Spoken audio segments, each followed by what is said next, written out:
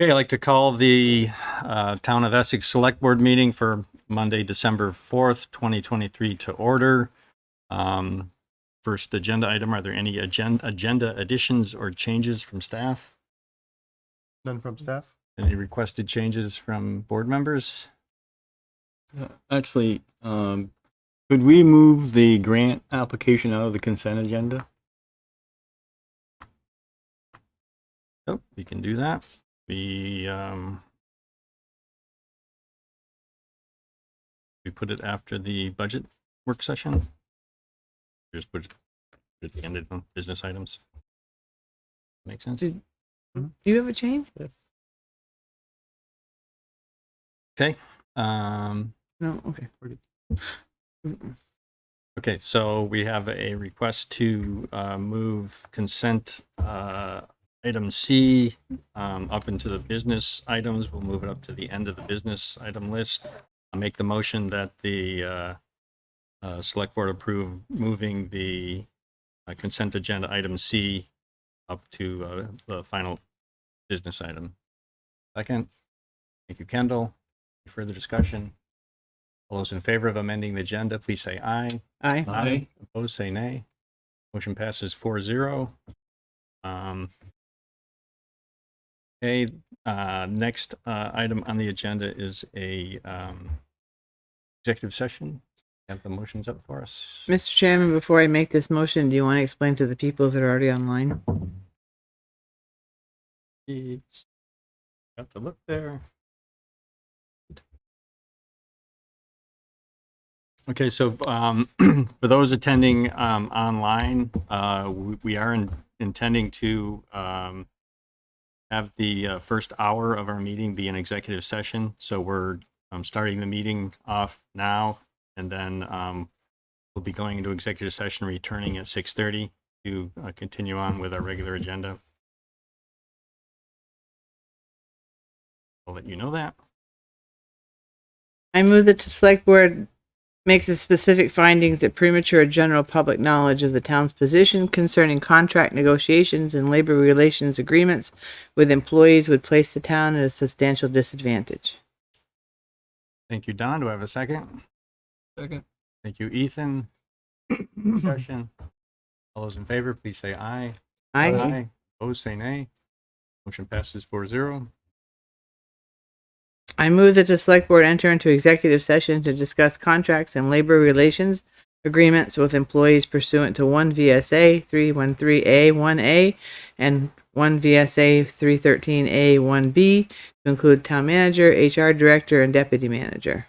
And 2 representatives from Hickok and Boardman. And 2 representatives from Hickok and Boardman. Don, do I have a second? Second. Thank you, Ethan. Any further discussion? All those in favor of going into executive session, please say aye. Aye. Aye. Aye. Opposed, say nay. Okay, motion passes 4-0. We will go into executive session and we will return as close to 6:30 as we can. Sorry.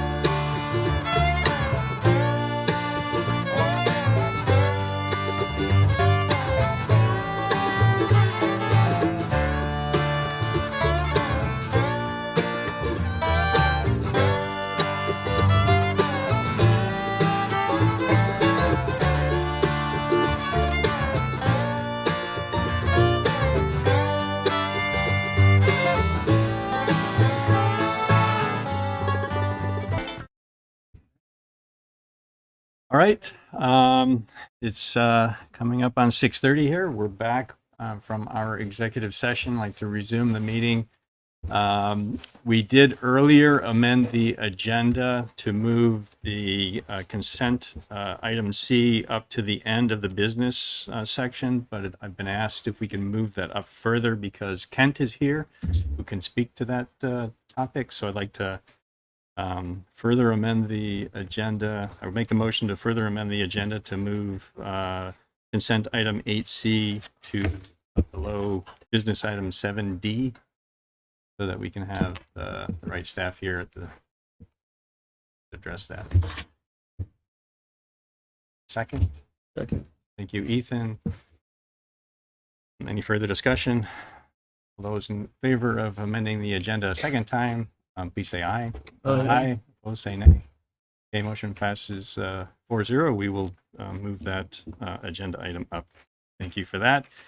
Okay, next item on the item on the agenda is public to be heard. Public to be heard is a time when those attending the meeting can speak to the board about town business that's not on the agenda. If you'd like to speak during public to be heard, you can raise your hand either here in the room or use the raise the hand feature in the Zoom application. Move your cursor down to the bottom of your screen. And you click on the reactions button, it will offer you the opportunity to raise your hand. And so, is there anyone who'd like to speak during public to be heard? Come on up, introduce yourself. And Don Lang Farm. My question of the board is the purchase of the land for the new town center, as you. What I'm questioning is, I pay pretty close attention to this. Not this, but when you're having board meetings and such, I do not recall any public meeting addressed to this. It's a lot of money, and it doesn't seem to me like you did due diligence checking out other possible property locations. I mean, you can't make a town center where there is no town. It's just growing now. It's never been a highly populated section of town, and yet you want to plop this large developmental thing in there. I don't feel all the concerns have been met or really looking at it thoroughly. Where's the sewer going to go? Which direction is it going to go? Parking, the runoff, the cost. The cost is the big one. There are other parcels in town that would have sufficed for that quite nice. There is the former Flurry still is a Flurry property. There's a number of houses there that have become under one ownership now. I'm sure Lester Pelkey would love to move out of there and move his motorcycle business. I'm sure other people in it. That's the center of town. That's where a community is. That's where the corners are. That's where the intersection is. Where you're looking to place this is more of a much rural area. And then I fear for years, anything on the outside of the anything on the outside of Route 15 was off limits because of sewer, not in the sewer court. They've been granted some limited exceptions to that, one being healers and things of that nature. But it's always been outside the core. All of a sudden, did it all of a sudden become inside the core? I'm hearing no explanations. Now it seems like we've committed ourselves. I have seen no public meetings. I haven't attended any. I mean, I keep a pretty good close eye on what's going on in the community. I'm really worried that you're taking a parcel off the taxes, the tax roll. Our taxes are getting to be unsustainable. I mean, we as a family are paying $100,000 a year in property tax. That's absurd. This is not land that's been purchased for development. It's not slotted for anything other than stay open and green. And that money is tough. Really is tough to come up with. And I know he's gone all wah. That land's been in my family since 1919. 5 generations. I want to keep it that way. How can I keep it that way? Everybody loves the golf course. It's real pretty to look at. God, the tax load on it. Not like we're contributing to the school system. I mean, we're causing more kids like a housing project or open space. I would like to know how it got this far. You've committed to this land. I don't understand yet how, what level, how much money, so forth and so on. But I would really like an explanation. So it was $3 million. That part I know. The details about how it will be developed are things that we need to have discussions about in the future. How do you say you It did is, due it diligence? is in the sewer core, or portions of it are in the sewer core.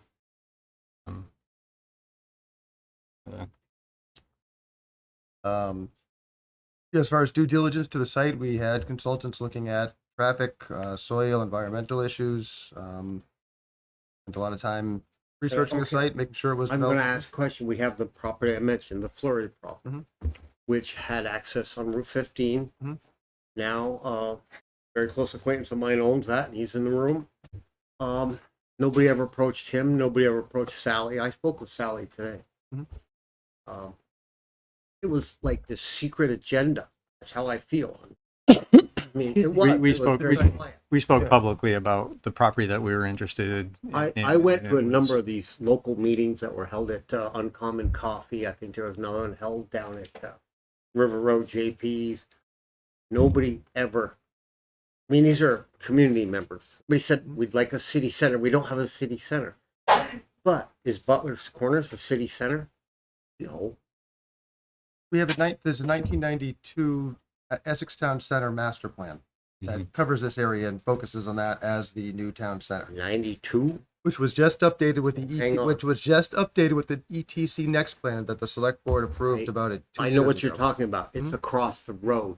It's the land that was Homestead's original development. That was slotted to be our new town center, not across the street. Correct. No, that's the 1992 master plan. It was called the Golden Triangle. It went all the way up Old Stage Road, came back down Towers Road, down Center Road. It included the. You have to admit that. John, can I finish speaking, please? Yes, you. It covered the HDI property, which is across the street. It covers the property that the town has just purchased. ETC Next Master Plan, which was probably a 4 or 5 year study that the select board approved about 2 years ago. It was an update to that 1992 master plan. It includes this area, and it focuses on this area as being the new town center for Essex. So it's been in the town plan, it's been in the plan for 25 years. My recollection, admittedly so, was the Homestead property. That was supposed to be our new town center. And it's still vastly underdeveloped. There's a 9-acre parcel that my family owns. Nobody ever in Essex Rescue is going to be building in part of that. Nobody ever breathed a word to my parents. It just seemed like it was a closed society looking for land without looking at alternatives.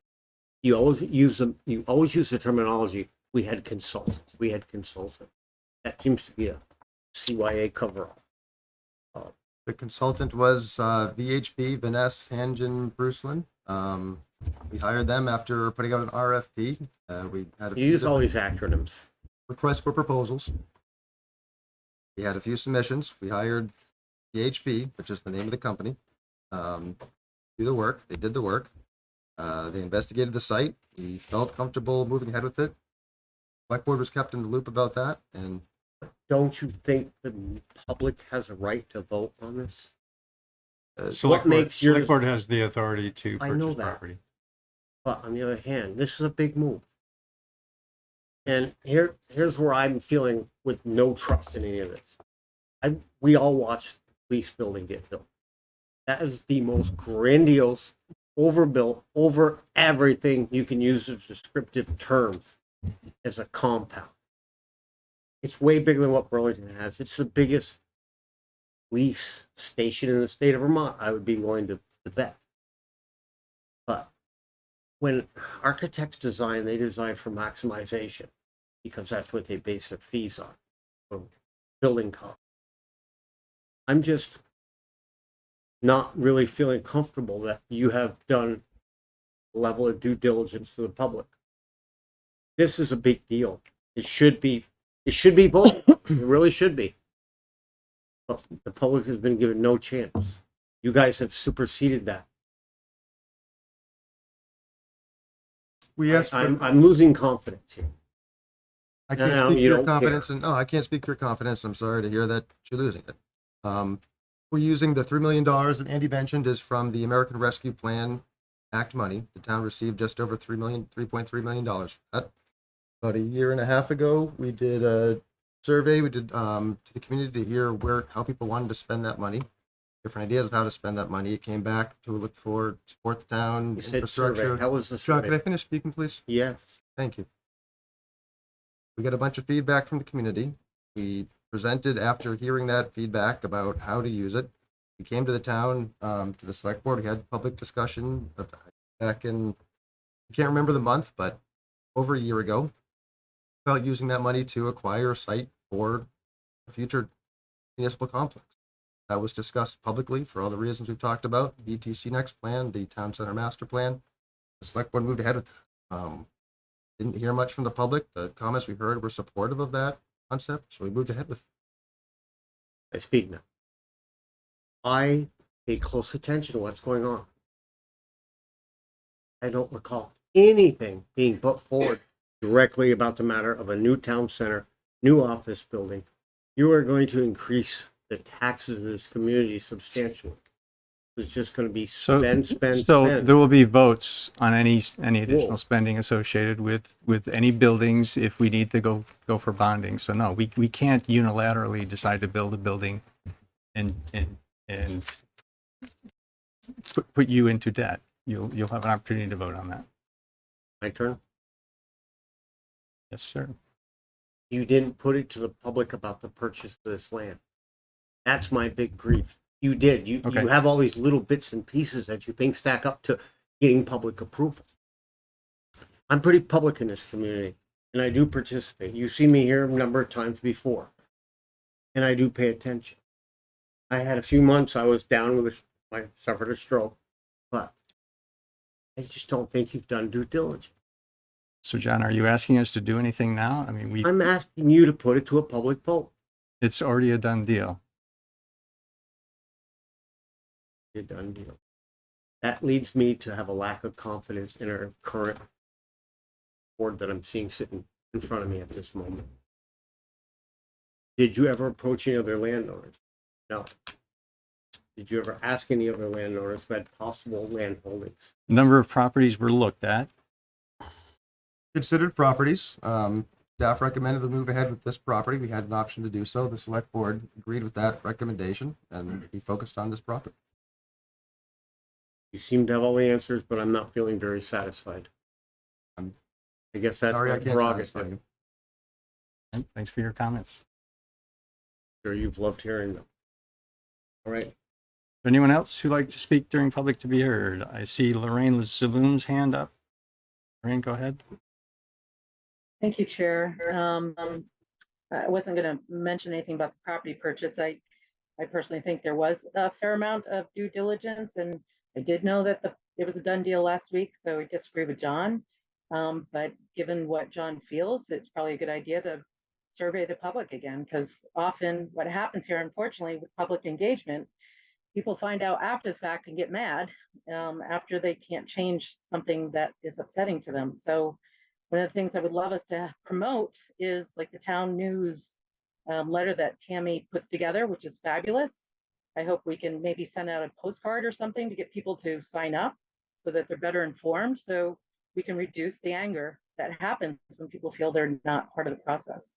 I have signed up. It is fabulous. I highly recommend it to people who feel left out of the loop.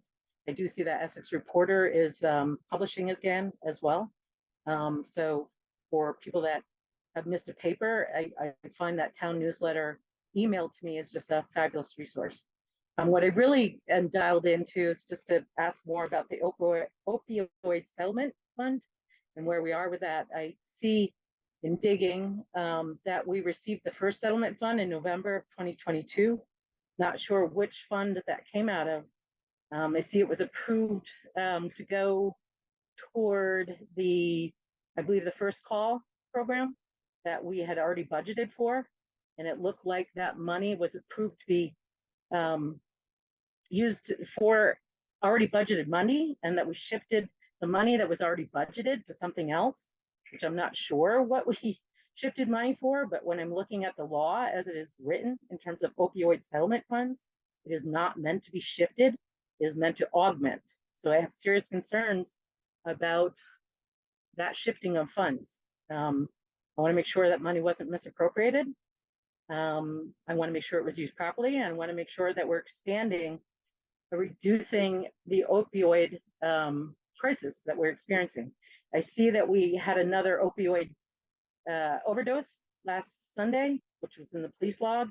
I still don't know how many overdoses we have per week because I don't see any regular reporting out from our fire department or from Essex Rescue. I would love a dashboard, as has been mentioned in October. And if there are more opioid settlement funds, given that the last year's came out in November, just wondering what the plans are for those settlement funds. I also want to make sure that our staff corrects a mention about fentanyl getting on skin, that's what the purpose of having Narcan is for, is to protect our first responders. Narcan on the skin, that's not what happens. I want to make sure everyone here understands. I mean, not Narcan, fentanyl on skin, my apologies. Fentanyl on skin does not need Narcan. So I just want to make sure people understand what happens with fentanyl. It is not a danger the way it was reported out by, I think our town manager said that during the meeting. I need that corrected to the public. It is dangerous to think that.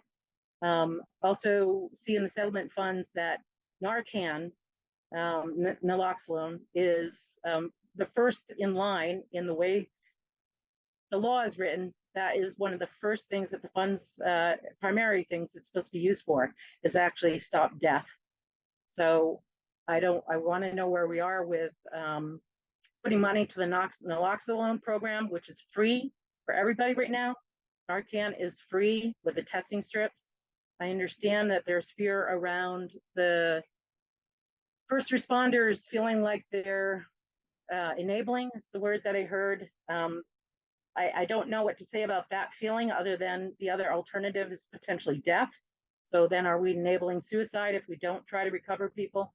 I'm not sure. And there was, so I would like to know what fund it was pulled from November 22nd, because the law says you're not allowed to shift funds for one of those funds. I want to know what the funds were shifted to that we approved in February as well. I want people to know that Narcan is free. The test strips are free. My son passed away from overdose. Well, not overdose, accidental overdose.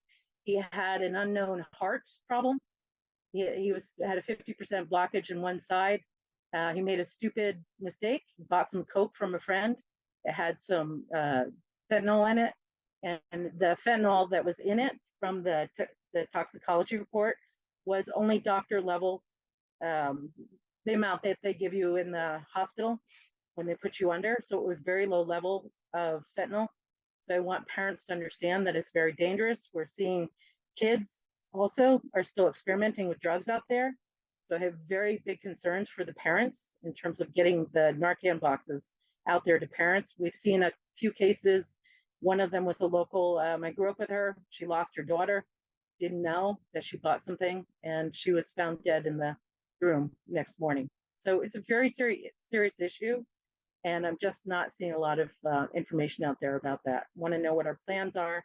I would also like to know who the internal safety committee was that the town manager referred to in the past, and who we're consulting with, because this to me really needs to be a public forum so that we educate not only the people who are at risk, but also our leaders and our first responders, so that we can gather enough data to slow this down. We've had 23 overdoses that I'm aware of in Essex. Crime has risen because of fentanyl increased use, and we need to wrap our heads around this and get this kind of figure out how to fix it, and we can't do that without good data to see what's working. Appreciate your time, and I would appreciate some corrections and some information. Thanks. Right. Thanks, Diane. Anything you want to respond to, Greg? Lorraine, well, thanks for the comments. As far as my comment about, I think I said before that I'd heard people can overdose from having fentanyl on their skin. That's something I heard from one of our first responders. If that's not the case, then my apologies, but that is something I heard from a local first responder. As far as the safety committee, that is staff representatives throughout the town. I think we have our HR director, at least one member for the fire department's on the safety committee. I think we have one representative from each of the buildings within the town. So they had looked into what we can do with as far as the Narcan program. And the recommendation from that safety committee was that we have some doses on hand at each of our municipal facilities in case of an overdose, that we can respond to that overdose at that building. That's something that we're working on implementing within our facilities. Thanks, Greg. And I sorry to hear about your son. My condolences and apologies for that. Bad stuff. Sorry. I hand back here. Sorry. There's no swearing. we don't do at that select here. board meetings. I don't know your process. Come on up and introduce yourself. Well, And my name is Sally Fleury, and I read the town of Essex News Flash, and I had a lot of questions, and I want to know the best way to get them to you, other than asking you 9 different questions this evening. But number one is, I learned something tonight, that the select board is authorized to purchase land. Mhm. How do we fix that? Because you need to get the state legislature to change what the. okay, so I give Irene a call, right? I think don't know if it's in our charter. Irene's our gal, right? You have to look and see if it's in our charter. So anyway, because it's a big deal. I just came from the Inn at Essex, and I met this lovely couple from Sydney Drive. And I said, hey, there's a meeting tonight. Did you know we spent $3 million on a piece of land? And they asked me where and this and that. And they went, no, we didn't know. These are engineers from Global Foundries. Okay. So I can see John's point. Okay. And for a long time, there was rumor, oh, we're looking at some land. Will someone please spit out the address? No, it's in negotiation. So The address was made clear. I understand that. Yes. But so the legislature authorized the select boards, in our case, 5 people speak for 11,000. All select boards are allowed to purchase Okay. land. I learned something today, and I thought that was great. My question is, why so much land? Why both parcels? Why didn't we just choose one? The seller wouldn't sell them separately. Okay, And there's so a red flag. The expectation is that we will not use all of them, and that some of them may be developed in another way. which is great from a commercial planning point of view or a retail planning point of view, but are we going to dabble in that? Yes, sounds like we are. Are we going to be able to sell this building? Has anybody looked into what we can get for this building? It's been assessed, yes. Okay, because we just renovated this building in the middle of negotiations with a split. Why did we spend all this money here when we didn't know that we were going to be long-term tenants here? So at the time that the building was renovated, the trust was to merge, not to separate. That happened long after the building was upgraded. We've been bouncing this around You- for a long. I know, woulda, shoulda, coulda. But like I say, I need to know why the fire station is small and outdated. I lived in 850 square feet for 10 years. It was small and it was outdated, but it met my needs. So I have a public grant right now to renovate my home, to put an ADU in. Boy, am I spending that money differently than if it was coming out of my own pocket. And I think that's what we have here. I mean, I'm thrilled that I can buy quality for the long term instead of my own little budget, and I'd have to buy the $800 refrigerator. Now I can buy my tenant the $1,500 refrigerator, and that's a smart move in the long run. But I think we need more answers when it comes to spending that amount of money. I mean, what do I do with my 9 questions? My phone number is on the website, or my email address. You can send them to me if you'd like. You Yeah. can ask them tonight. We may not answer them, but Well, I've been looking for a crosswalk for about 6 years now, and finally, maybe.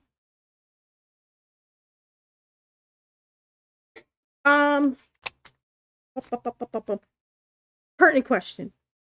Are we gonna have to change uses and zonings on that land in order to accommodate our planner's dream? When I said that this was a planner's dream, the last meeting I was here, I said this is a planner's dream, but I meant retail, development, housing. So my question is, are we changing uses in zoning to accommodate this You do not need to. Because you're the- We can do what the municipal complex has in mind. We can do that with municipal facilities already allowed use. Okay, or, good. Up there now. Mm-hmm. We are looking at doing zoning changes for the ETC, the Essex Town Center area. That's part of the ETC Next plan that I mentioned earlier. Which I'm super familiar with. Yes, you think you were part of that? No, I think this is great. If we had the money, oh, this would be great. I would be all for it, but I don't think we have the money. When you survey people at these meetings sorry, the money for what? to build this complex. Oh, we that- don't. We're going to have to ask for, we're likely going to have to ask for a bond I to pay guess- for it. I look at it as like a housewife baking a cake. Okay. Why would I go and buy all this stuff and I don't know what I'm making yet? How do we do that? There's no scope in mind. There's no budget in mind. Let's just buy some land and So if you look at the later on in the agenda, we have our 5-year capital plan on there. It includes $40 million for potential buildings on that property, 40 Okay. plus some additional. So there has been some thought put into it. state There's grants. There's nothing in concrete yet. If that area, if we get a Vermont state designation for that area, Yeah. then yes, we will be eligible for some grant monies Lovely. potentially for Lovely. that. So So what is the criteria to get that designation? I don't know. Okay. It's Okay. part of what our community development department is working on. Greg Yeah, might be able to answer that. A few of the key steps, we have to have it updated into our town plan that we're going to seek a designation status. So the town plan, which is also on the agenda tonight, has that language in there.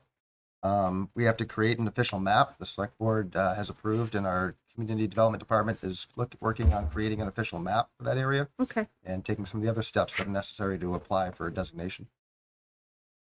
Because that property was on the market for a long, long time.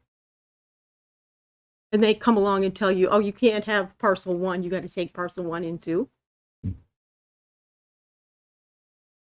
Who's negotiating with this landowner developer? Walk away and see what happens. I think it's way too much. I think it's overkill is my issue. Yep. Okay? But Thank you. it's going to be gorgeous. I mean, we all love gorgeous, but can we afford it? When everybody's screaming low to middle income housing and, oh, we're going to put $40 million over here. And my heart goes out to Lorraine. Every family has been impacted by this fentanyl thing. And our police department has been handcuffed. I watched it firsthand on rental. It was heartbreaking. The people that were dealing the drugs were heartbreaking, and the people that they were dragging down with was heartbreaking. And you ask any police officer off duty, off the record, out in the parking lot. And I don't even know why they work in law enforcement anymore, because it's that sad. I know it's not on your shoulders, but we need to support our police officers as much as we can. It's silly. Okay? Thank you. So, thank you. What do I do with my 9 questions, Andy? You can either I'll call me, email you. email them to me, Thank you. or send me a piece of paper. You can hand them to my wife, yeah. Who's in the audience. Anybody else want to speak during public to be heard?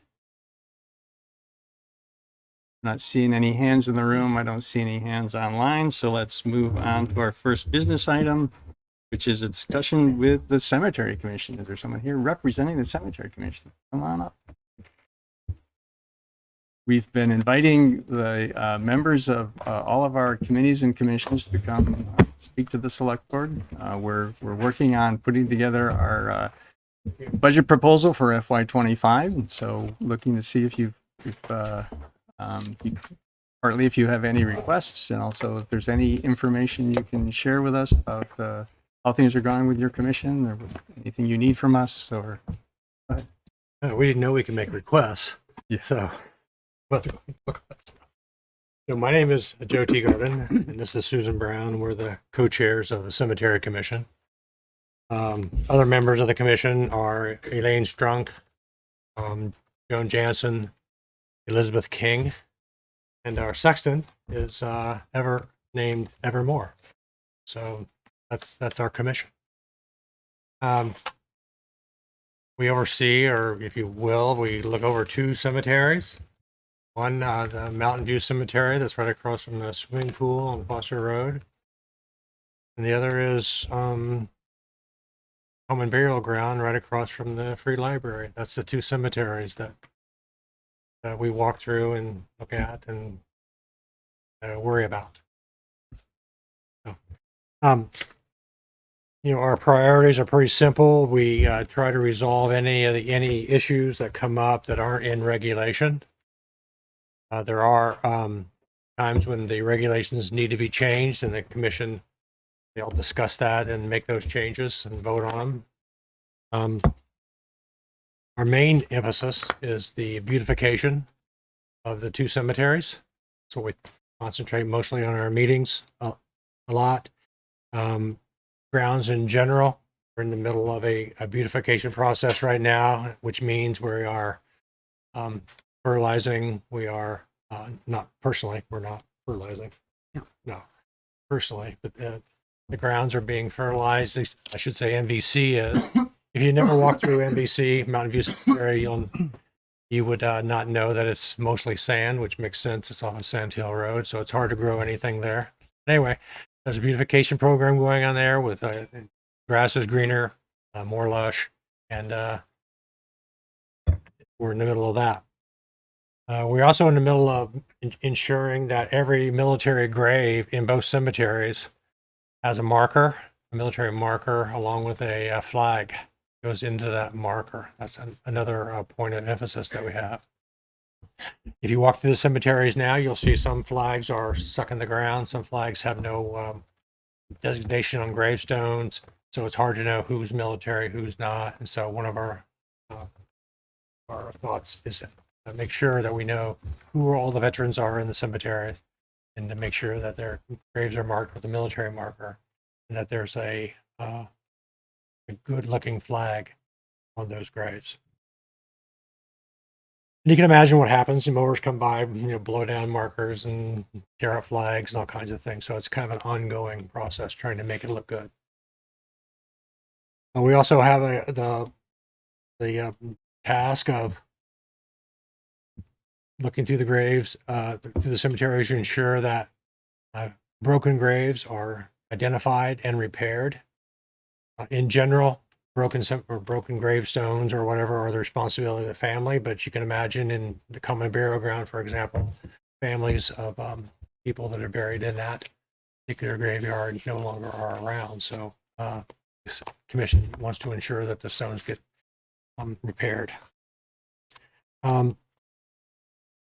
We also are involved with trying to, especially in MVC, but also in the common burial ground, ensuring that trees that are the huge maple trees that surround each one of those graveyards, that we either take down trees that are about ready to fall, or we find ways to make sure that the limbs are secure. So that's something you probably think about when you walk through a graveyard all the time, but we worry about limbs falling off, breaking gravestones, and knocking down fences. And we also then, with all these tasks, we also worry about where revenue comes from to pay for this beautification. You may or may not know, but we have two funds that we are aware of. One is a trustee fund, has around $65,000 in it.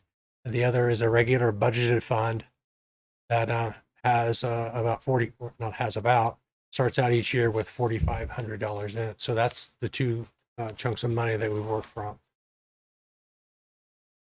I would also say that another one of our priorities is retaining our sexton. We got a new sexton this year, Evermore, and we're happy as can be with Ever.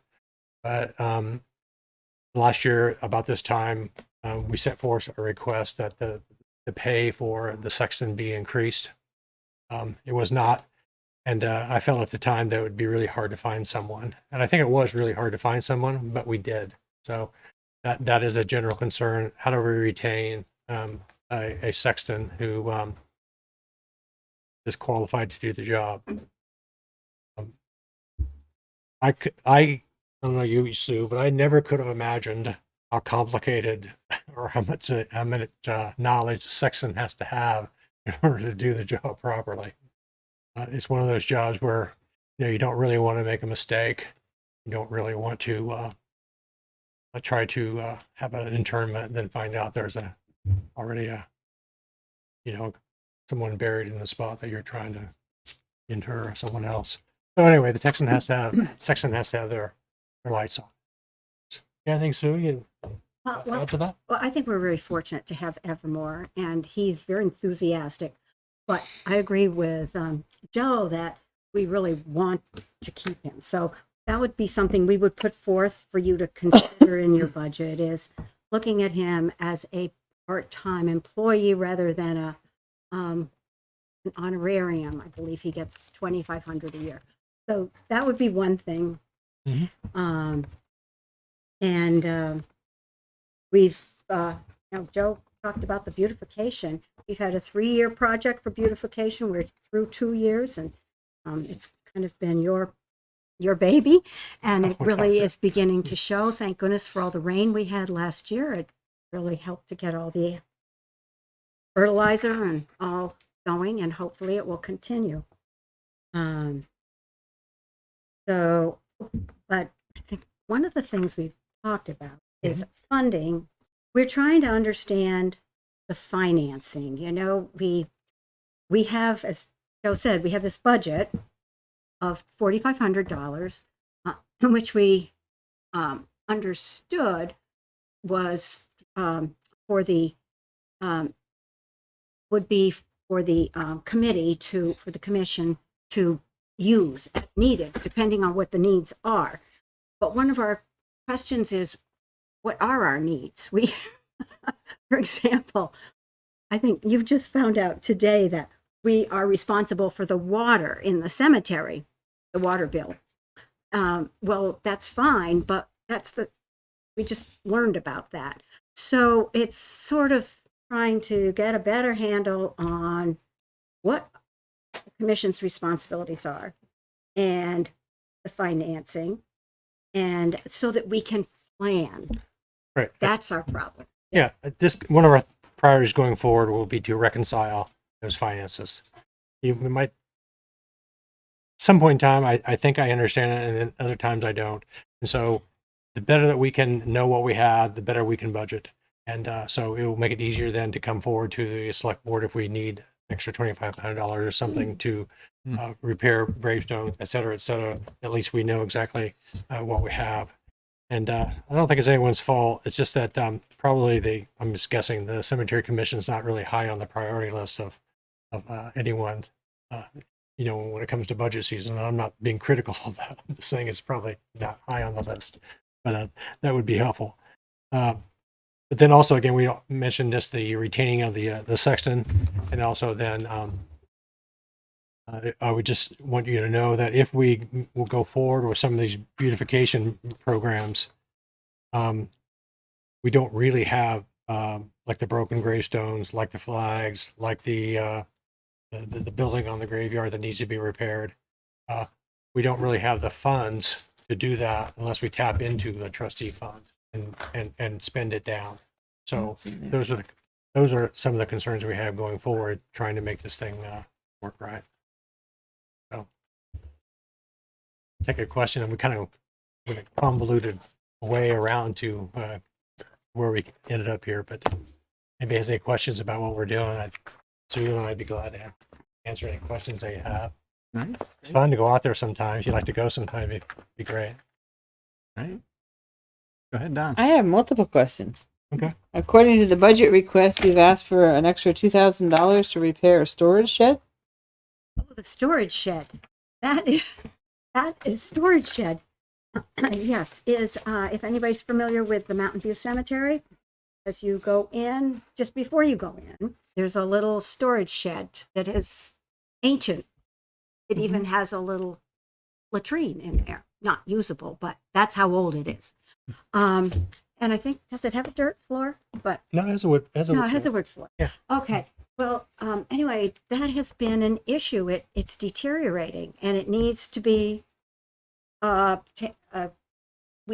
needs to be a decision on, first of all, who is responsible for it, and then what wants to be done with it, and then how to fund whatever that may be. So we're still not sure who's responsible for it. Yeah. Again, I think cemetery. the latest word on it right now is that the building does belong to the town, and the funding is going to come out of the repair is going to come out of the trustee fund, the $65,000 trustee fund. Really? That's what it was in the minutes of our last meeting. So those are some of the confusions we've got to get sorted out. So you didn't actually make up this budget? You didn't have any input into this budget request The $2,000 for any of the cemetery needs? for the 4,500 was I believe designated for the cemetery, and isn't that been the I think you're talking about the 4,500. There's a 4,500 annual budget amount right now. The 2,000 you're talking about, that's the first I've heard about this tonight. So that's my concern. You need things for the cemetery, but they may not be in this budget request. My second question is, we can let that go. There you go. I sort of have you my go. answer now. There you go. So are you working with the VFW on your flags? Because they have a free program that does that. I'm not working with the VFW on the flags as of yet. No. Okay. Because they That's do good to that. know. Thank you. As long as you can tell them They'll it's a take care of it. veteran, they come and they take care of it. And they maintain the flags, they replace them when they're old. Do they take care of the flag markers Yep. too? Yep, they plant the marker and they put the flags in. And that'd be great. That And you're would talking save about the us a good VFW bit of that's in money. the on Pearl Street now? Any VFW does it. So, and then my other question is: the Common Burial Grounds received an award a couple years ago now. So does that? But I thought that meant your gravestones were all repaired in there. Is that not what that was? They were repaired. They were Okay. all repaired, but everything changes with time, and particularly gravestones, which are many of those are a couple hundred years old anyway. Right. So even with their repairs, there has been deterioration. Okay. Yeah, if you walk through the yard, you can see where 4 or 5 have been repaired, and you can see where there are 3 or 4 that have been repaired are ready to be fall over again. Okay. So it's not really, I guess, a really good way to ensure that a gravestone will stay repaired. Okay. Thanks. And thank you for the information Yeah. about the VFW. Right. I was just curious to know how many plots are still available as far as the need and any revenue we would receive from having this section. Well, the common burial, correct me if I'm wrong, common burial ground is inactive. You can't buy a plot there. The MVC, there's a whole back end. If you went into MVC cemetery and you went 2 or 3 rows back, probably 100 yards, there's a whole field of graves available. I would guess The 400 column, or 500 I would guess graves available. there's plenty there. Grave sites. There's also the columbarium too, right? Where Yes, But, yes, Ashes there's, could and there be- are places. it's Spread as columbarium, well. right? yeah. So To follow up on that question, do you guys set the burial rates? Yes. I believe we, yeah, sort of. Yeah, I believe that they're set in the cemetery guidelines, which are then approved by the select board when changes are made. Oh, good. So I think it's in conjunction. When And you say, then I'm gonna- when you say the burial rates, Like what you're charging for a plot? What the town charges well, for a plot? okay, so I thought you were going like, who sets the rates for who digs the grave? That's a different, Right, that's a right. different fund or different cost. But the That's but to the, the but to the commission, person. I believe, sets the rate for the purchase of the grave. Okay. It's in regulation. And you probably don't know the rate or the last time it may or may not have been updated. I do know the rate. It's about $600. 600 It's bucks. about $600. Don't I'll put a plus or minus. $200 for the cornerstones. Oh, right. 200 for a corner. Pardon me? It's another 200 per corner or 200 for a corner No, it's 200 for the cornerstones. for the corner. Okay. So when you buy a plot, you're in it for about $800. Okay. From the commission or the town. For Yeah. the town. Okay. And then pardon me because I'm new to the select board. It's Yeah, sure. my second year here, but how long do you have history with the commission? Do you know like if this has ever been looked at for the pricing of what we're charging comparable to? We did look at it a few years ago, and you're nodding your head. Yeah, I want to Right. say it's sometime in the past 2 to 4, maybe 2 to 5 years it was updated. And I think isn't it built in? The next year will go up. That I can't remember. I can't recall. It's in the regulations. If it is there, it Mhm. would be in the regulations. Perfect. And I would say that money that it goes from the purchase of graves goes into the, I call it the trustee fund. It's a big $65,000 fund that we have. And that's money that can be used for maintenance of the graveyard. And we sell about, I think, 3 or 4 or 5 graves per year to date. Any money from plots stay within the cemetery commission? Absolutely. Okay, perfect.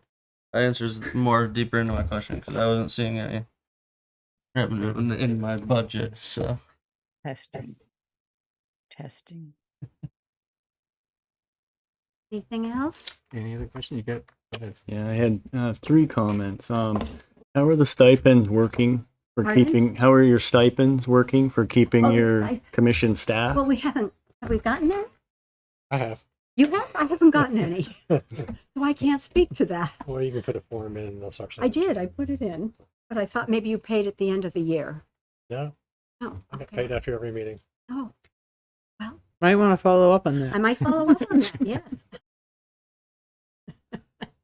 I was curious if the cemetery is a little separate from other commissions. Is there any opportunity to do like the library does, where they have friends of the library? You have friends of the cemetery, or some Friends of the. for funding? I know a lot of communities, they reach out like that, and there's a lot of folks that are willing to do, volunteer work or monetary. We've talked about volunteers, and one of the issues is to do hands-on work is a liability with the town. Our understanding was, but your idea about a friends could possibly, in terms of, we've been thinking about, we want to repair the Mountain View, some of the stones there, and we were thinking about putting a sign up with a QR code. QR code where people who wanted to be involved in the care of the cemetery could donate. But maybe that's a good idea. That's an idea. We might talk. I know there's rules to probably check with Greg to see about it, but I know a lot of people value the cemeteries greatly. So They do. opportunity. The That final, would be a way of kind of allowing people to have be a little bit more actively involved and input too. yes. Yeah, we have no more meetings until February, till the cemetery's closed for the year, but thank you, that's a good idea to consider. The final question I had was, green burials are becoming a lot more interested. Is there any opportunity for that with the cemeteries that Essex has? No. There's been a lot of discussion about that, and I don't think it's ever been looked at real closely, but general feeling is that the soil in the Mountain View Cemetery is not conducive to a green burial. That's what I've been told. Right. I've not been told that by an expert who knows all about that, but that's what I've been told in different meetings. So not positive if that could happen one way or another, but I know it's been tossed around once in a while, but we never really have talked about it seriously in terms of looking into it, getting the information, and come back with prices or that sort of thing, or whatever it takes to designate an area of it. We not haven't gone that far. Oh, a few years ago, before you were on the board, we did look at it, and we were told, I don't know if you'd call them an expert, and I'm trying to remember who told us, but we explored it, and it was, just as you said, the soil is too sandy, and and also our cemeteries are fairly full. Well, one is full, and there's Mountain View. We would have to we only have this back part that Joe described that we just plotted this year that's open with several hundred, many plots. But we would have to that's the only area that would be available. And, but my understanding, and I wish I could remember who told us, but it was someone who I think had some authority, but I can look it up. Okay. But it really is not, what I have understand too is that cemeteries, mixing green burials and, the traditional burial, can get very complicated. Thank you. All right, any other questions? All right, so it sounds like there was a good exchange here. This is why we wanted to do this. You got some ideas and some thoughts, and maybe we need to help you understand your finances a little better. And thank you for your support. We really have appreciated it. It's made a huge difference to have that, I don't know if you call it an administrative liaison or Jen. That really helps. Okay, great. Thank you so much. Thank you. Okay, next on our agenda is the Essex Free Library Board of Trustees. I need to disclose that the current president of the Board of Trustees is my wife. I'm not going to recuse myself from this discussion since no decisions are going to be made here, but welcome. Introduce yourselves and have your say. I'm Janet Watts. I'm the chair of the Library Board of Trustees. And I'm Iris Banks. I'm one of the trustees. We're here tonight, I guess, to tell you a little bit about what we do and answer some questions. The Library Board of Trustees is responsible for reviewing and helping our librarian update the budget. We review and update all our library policies and bylaws. We evaluate the library director every year. And if we need a new library director, the library trustees are responsible for hiring the library director. And we also review the annual report, and lately we've been working on the library's COVID response and how to handle COVID in the library. See.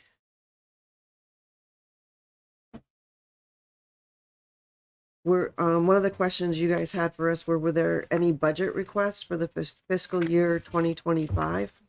And the library does have a bigger request, I guess, than normal for 15 more hours of employees. We've had to close several times because staff would be on vacation and somebody would get sick. And then we'd have somebody inexperienced, and we have a policy for the library that we have to have 2 people in the library to be open. So there've been several times that we've had to close the library.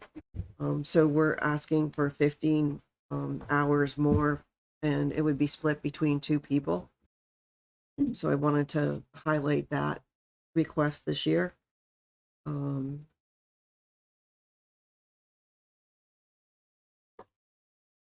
don't really have a very long list of things, so you have questions. Iris, do you have anything you want to say? Just to talk about, library use, and it's been really interesting. I think you have a little graphic, but really, it's pretty amazing that even during COVID, for the most part, certainly since COVID, our numbers are just continue to go up for all different, for online loans and books and programs that we offer. So the library is very well used for sure, and just keeps going in that direction. So we're gratified by that. Yeah, we're at more than pre-pandemic visits to the library. And during the pandemic, the online resources that the library has, the audiobooks, ebooks, movies, everybody got really used to being able to get an audiobook or an ebook or movies when they wanted, and those are hugely used. So our overall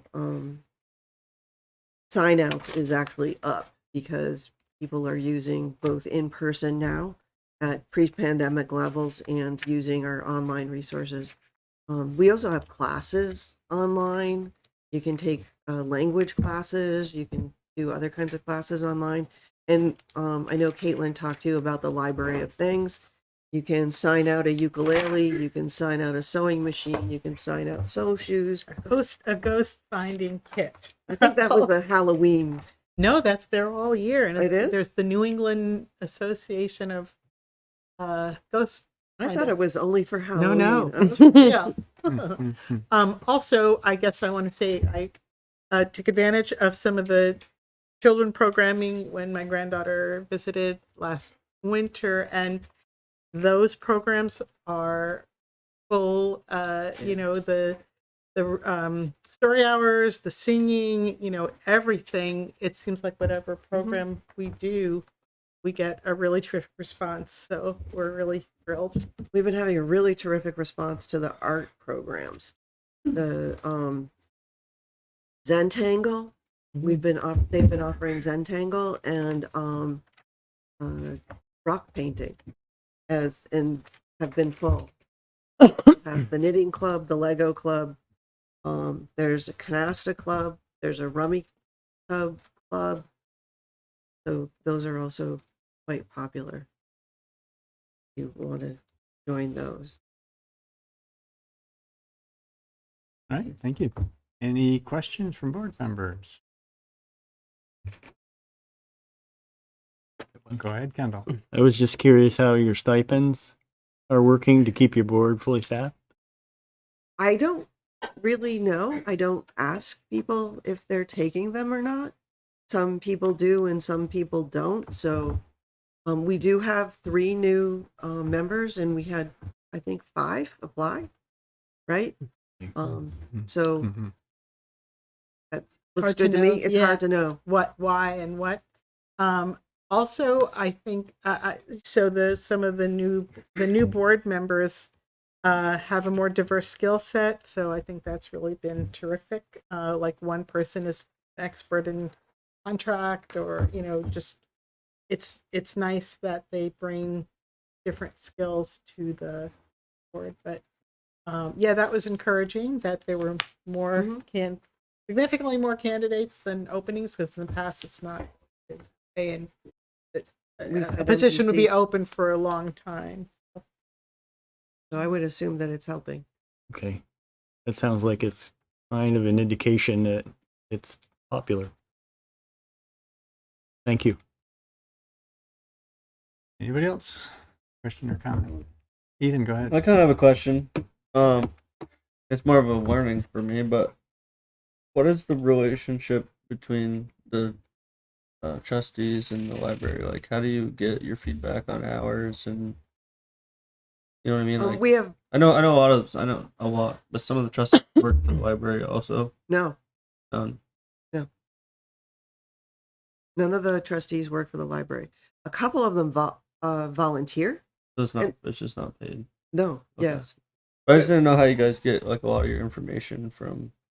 As far as The like, data that we're talking Yeah. Oh, Caitlin gives Oh, us, does an That's from the amazing job director. of, you'll let yeah, me talk to Caitlin Jeff. gives us a library director's report every month when we have a meeting. Yeah. Yeah, every month. Okay. And covers a number of different areas. The communication is wonderful with Caitlin. And that's Yeah. how we get all the data. Yeah.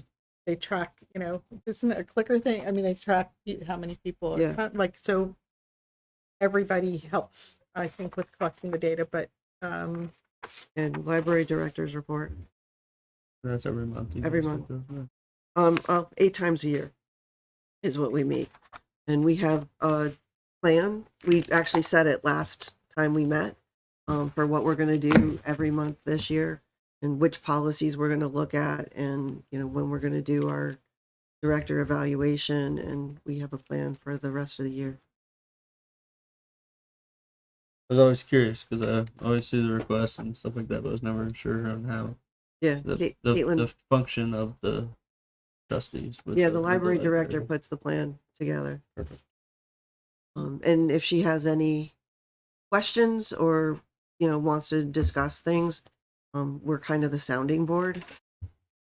And also discuss, like, sometimes what's better ways to spend the library's budget. As we've spent, and the Friends of the Library has some money, and when we first started doing ebooks online with Hoopla and movies with Hoopla, the Friends of the Library supported that to see if it worked. We also supported, the Friends of the Library also supported e-news magazines, which weren't popular, and dropped it. we dropped it, and the library continues with Hoopla because it was very popular, to the point that they have to restrict the use of it because it's very expensive. Yeah, the way libraries work in Vermont is the select board, we set the budget, we Right, give them right, a yeah. budget, and then the trustees run the library. Yeah. So. Yeah, Any other- we hire the library director, and the library director hires everybody else. And the library director just reports to you guys to report that. We do the evaluation. I was always curious. Yeah, more it's so a weird, how the process worked because It's a I didn't weird get my head thing. around it last year as well. it's a very weird thing. Any other comments or questions? Thank Okay. you. Thank you. very much. Thank you, ladies. Okay, we have one more commission tonight. Dustin, good to see you. Come on up. I'm not sure if that whiteboard keeps coming. Yeah. Does it? Yeah. So it's not my imagination. Hmm? The whiteboard keeps going off and Looks on. like- It's like, looks, uh, I'm not sure. It's like I thought it was my imagination, but I've seen it cut it out of the corner of my eye a couple times. that is like, whoa. The door did get shut all the way too. So yeah, we better Has to open be that door. open. Just a crack at least. I don't think it. There's an open door meeting hall. Like, I want to make sure people feel Yeah. welcome. Yeah. So what, Dustin? I think you heard what this is all about. Yep. Go ahead, And, have your say. Introduce yourself and have your say. so my name is Dustin Brusso. I'm the current chair of the Planning Commission. Been here for a while. We'll go through. I'd actually like to change we're doing this a little bit. Instead of me giving you dialogue that I hadn't written, I'd like to see what you guys have for questions for the Planning Commission. And then that might, I got a couple things to follow up with afterwards, but what questions do you guys have for me and or the commission as a whole? Can't answer them. I will absolutely defer it. Any questions? I get a question. Go ahead, Kendall. I'm curious, as I've been all along, the stipends are keeping your commission fully staffed, more or less. You know, the stipends, they're nice to have, but as far as, this is one of the points I wanted to touch on, so good question. I took notes. Part of the process with staffing the commission is we don't see them until you've appointed. We don't have awareness, we don't have visibility, we don't have any input, we don't have any engagement until you've appointed. So whether or not the stipends have an effect, I can't really say, because it's not, we don't discuss that in during meetings. It's not an our practice. It's nice to have. It's not going to make anybody, change their day job to come to work and work. So, there was a lot of time that there wasn't a stipend, and we still had commissioners, and we still got work done, and we still had effective people. So, and it's nice to have. Whether or not it's a tool in recruiting, I would actually have to defer to you folks, determine whether or not you felt that that's effective getting people in to the table to apply for those positions. So That's a good answer. All right. Any That other was it. questions? I have one. A couple actually. Other than the town plan that you worked on throughout this past year, what else has the planning board achieved or accomplished or done? well, applications are always there. Always have applications. That's a key element of what we're doing. Town plan it's hard to say other than the town plan what have we done, because that has been the driving focus for the last year plus. And it has colored a lot. I mean, we haven't done significant zoning and subdivision changes waiting for the town plan approval. We did put some through, and you guys did review them, and there was a good process. We tried to make the process be more fluid, a little more less batch oriented and more small batches instead of big batch. We're electronically, our documentation is electronic. We don't need to plan for printing, 300 copies or 600 copies, or however many copies we used to have to print. So now we're able to be more flexible. So we're trying to be more flexible. The other thing that we did wasn't so much a what, but how. Again, one of the topics I'll follow up on, so good lead in. We really pushed this year, especially, to be more public engaged at the beginning of the process. Instead of just inviting people to a meeting and getting to provide comment, we actually went out and solicited input and help. Not just what do you think, but can you help us do this? And I will point out, Mr. Signorello, who's in the back of the room right now, was a very key figure in that process, and it was really a great example of engagement, both as a other commissioner and as a member of the public who worked with us to try to put the question, the ideas out there. What that allowed is that as we formed the proposals for the town plans and everything that we were doing, it wasn't us deciding and then seeing who liked it or not. We actually had people helping us put that input in. Not everybody's going to like what's there. That's a given. But what you will be seeing and discussing with Catherine later is a plan that has had a lot of public input, not just review at a meeting, but public engagement, participation. When we had this idea, we really started bringing this to fruition. Josh Knox took a lead role in it by really forming the meetings and the process for the public to come together. It was not something that he did necessarily on his own, but he did it with the blessing and the endorsement of the full commission. It made the process be a lot more collaborative, a lot more engagement, and we feel it was a much better product at the end of this by having just a higher level. In the past, I've been through a number of the town plan updates. And in the past, the approach was work with staff, work with the commission, come up with a town plan update, and then put it in front of the people. And it's really hard to digest plan. What's changed? You changed a word. Well, that could be really significant, from a shall to a should. So in this process, we didn't do that. We didn't just dump a fully formed document in front of everybody. As the components were presented, they were looked at.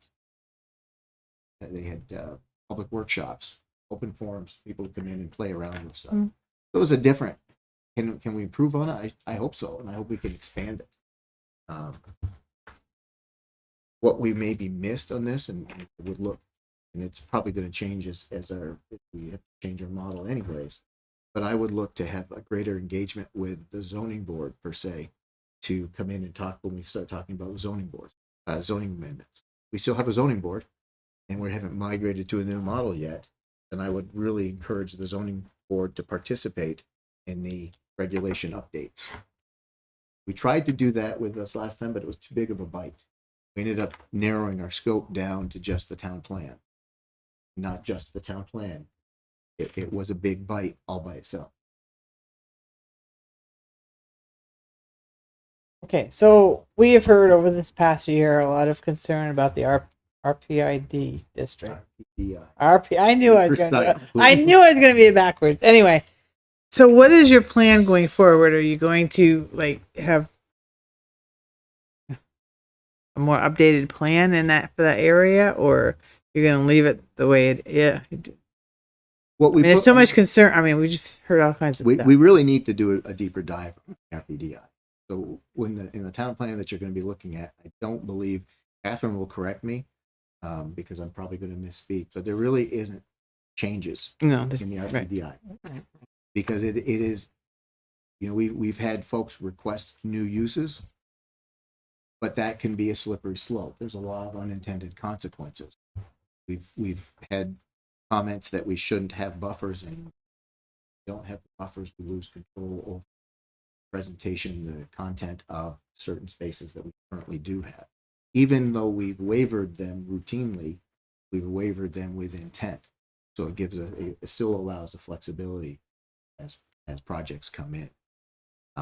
There's been concern voiced in public meetings about the uses that are currently there, and it truly should be an industrial park. That's a debate that's not going to be resolved quickly and easily. It is an industrial park. It is one of the premier areas in this, I'm going to say, county. It is a potential source of revenue for the community that we haven't completely tapped yet.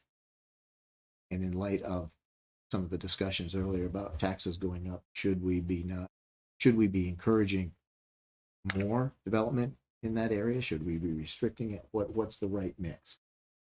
And it is a mix. And the primary conflict that I think we have to address in any deep dive is literally the conflict between the recreation and the industrial usage. And it's not just overall usage, but it can be the fine line. Do you have expanded recreational use using Thompson Drive, which is an industrial road? There's a conflict point.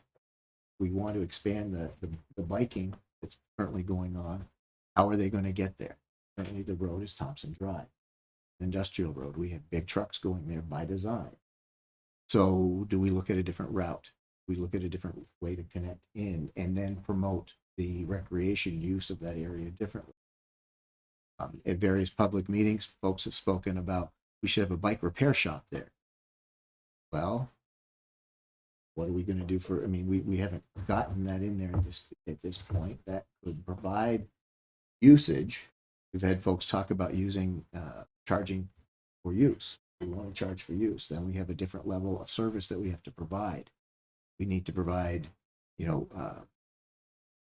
plumbing facilities. We need to expand the infrastructure to support broader recreational. These are all things that I think we can also lay some work on Ally coming up with the recreational projections. They're behind me and get right. But I was hoping that maybe because you said the experience of the public forums was so helpful, that maybe you could do that kind of approach. I would like to see us do this sort of approach routinely.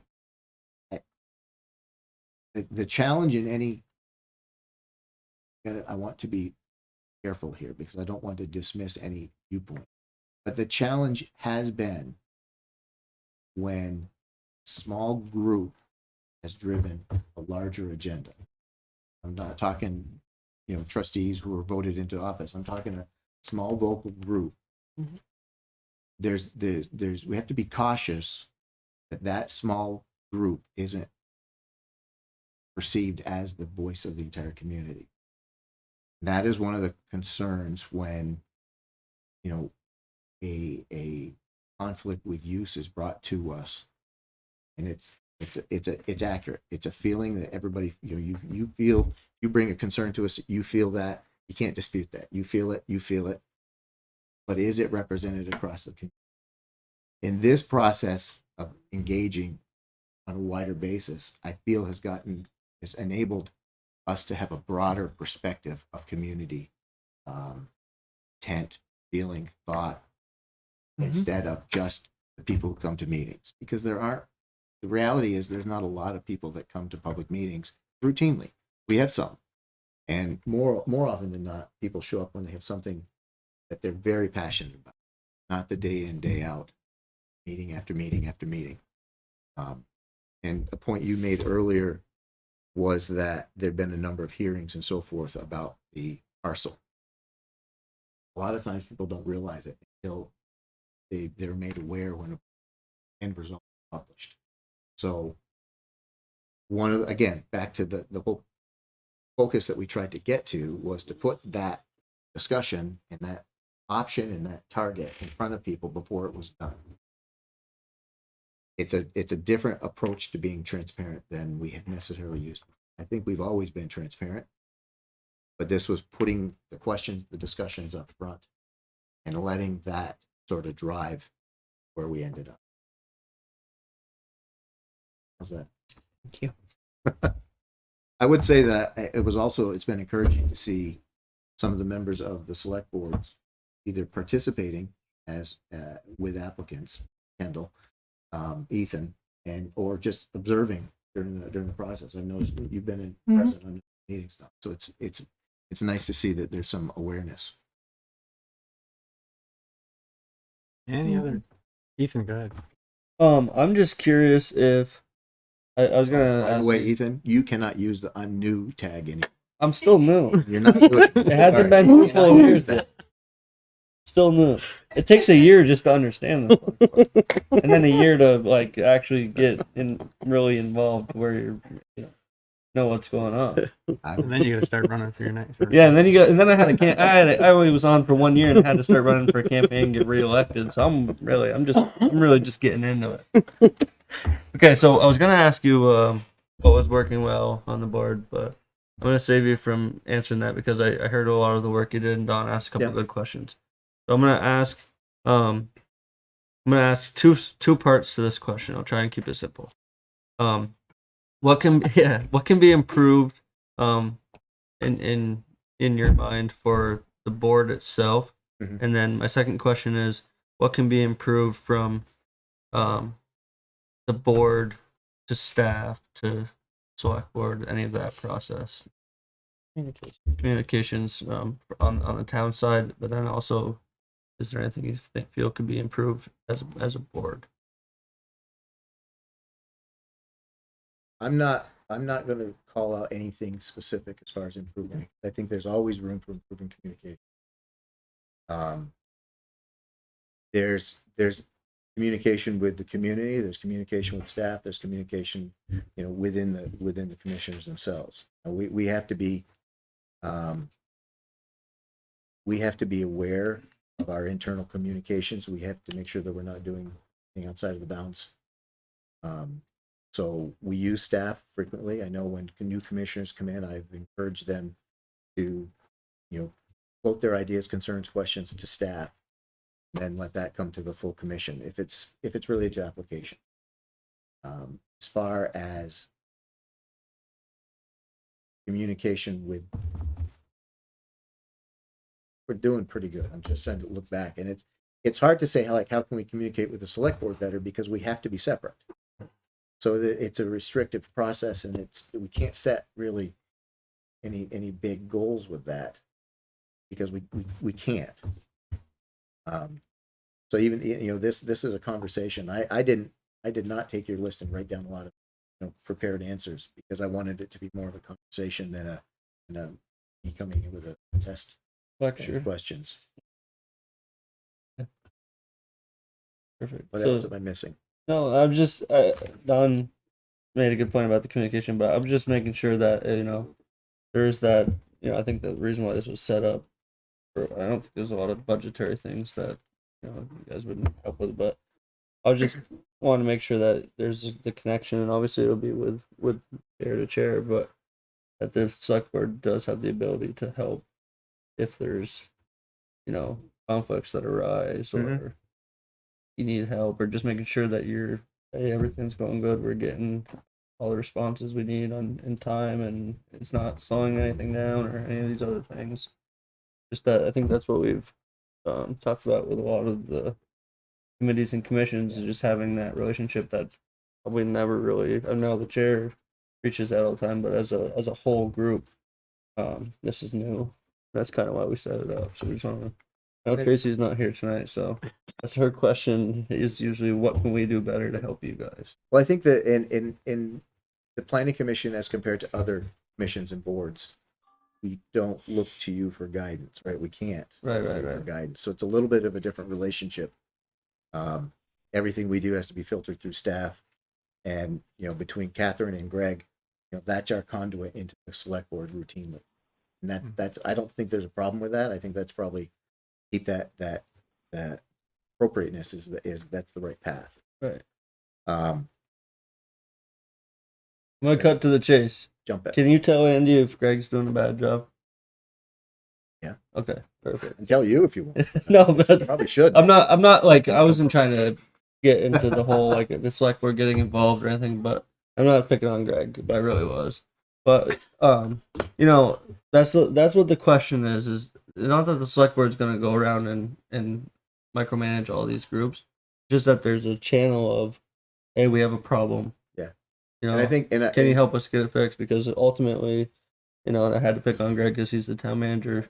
Greg is the only person that the select board has ability to work with. And we hired Greg, so. But that's the only question. And I think that's we so. Greg is, in our case, we'll use the connection from Catherine to Greg as our focus. If we feel we need interaction with the select board, we would go that route. We have to. I feel that we need to maintain a more formal path to the select board. Right. So yeah, I don't have an issue picking up the phone and calling Andy, but I want to pick it on Greg. Yeah. That's okay. I think we need to be cautious and be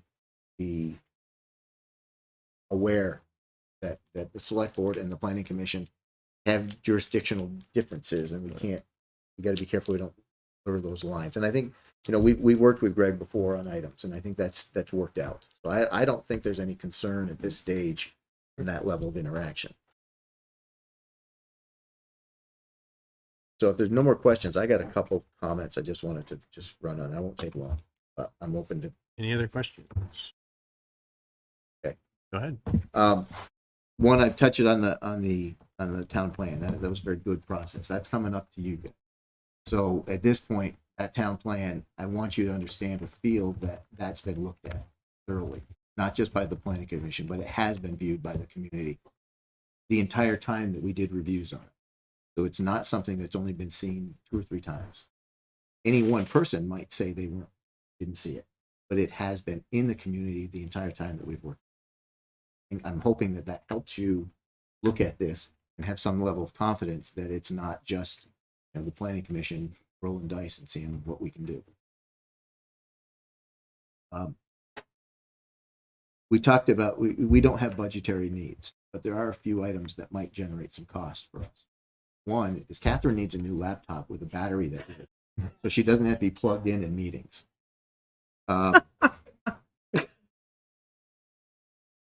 The Is that all the tripping that's been going? there's been a number of workshops that we've tried to make available to planning commissions, and in light of the change in our structure that we're looking at in the future, which I think that's a piece that we need some help in understanding. But I think there should be some allowance for either bringing somebody in as a consultant to help work on what the new structure is going to require, and what's the timing that we might realistically look at doing this under, and finding the right path through, because that's not going to a DRB PC model is not something that this current commission has. There may be staff members who are familiar with it, but there's a lot of history of not having. So what does that model mean? And we've never really, during public forums and comments, I don't believe that model was really fleshed out well enough to actually put it into play. So I think that is a piece that's going to be one of our work efforts. As soon as we understand the timing that needs to occur, got to be one of our work efforts going forward. Is how do we manage the transition? I don't necessarily want to, but we need to manage a transition. So what is that? What's the timing that we need to get to? What is the right staff, right resources, and what's the most effective way to do it? If people, I don't know. I think this is one of the major things that I believe. I don't think we're going to make a January 1st target date. What is our timeline? What is this? What do we need? What is expected by the select board of that new? That will be a point at which you guys can input. What is expected to be delivered? In readings, there are times that certain planning commissions have budgets. Does a planning commission get a budget? Question for the select board. And how? So that level of detail needs to. We need to start drilling into, find out what the model is going to have or not have.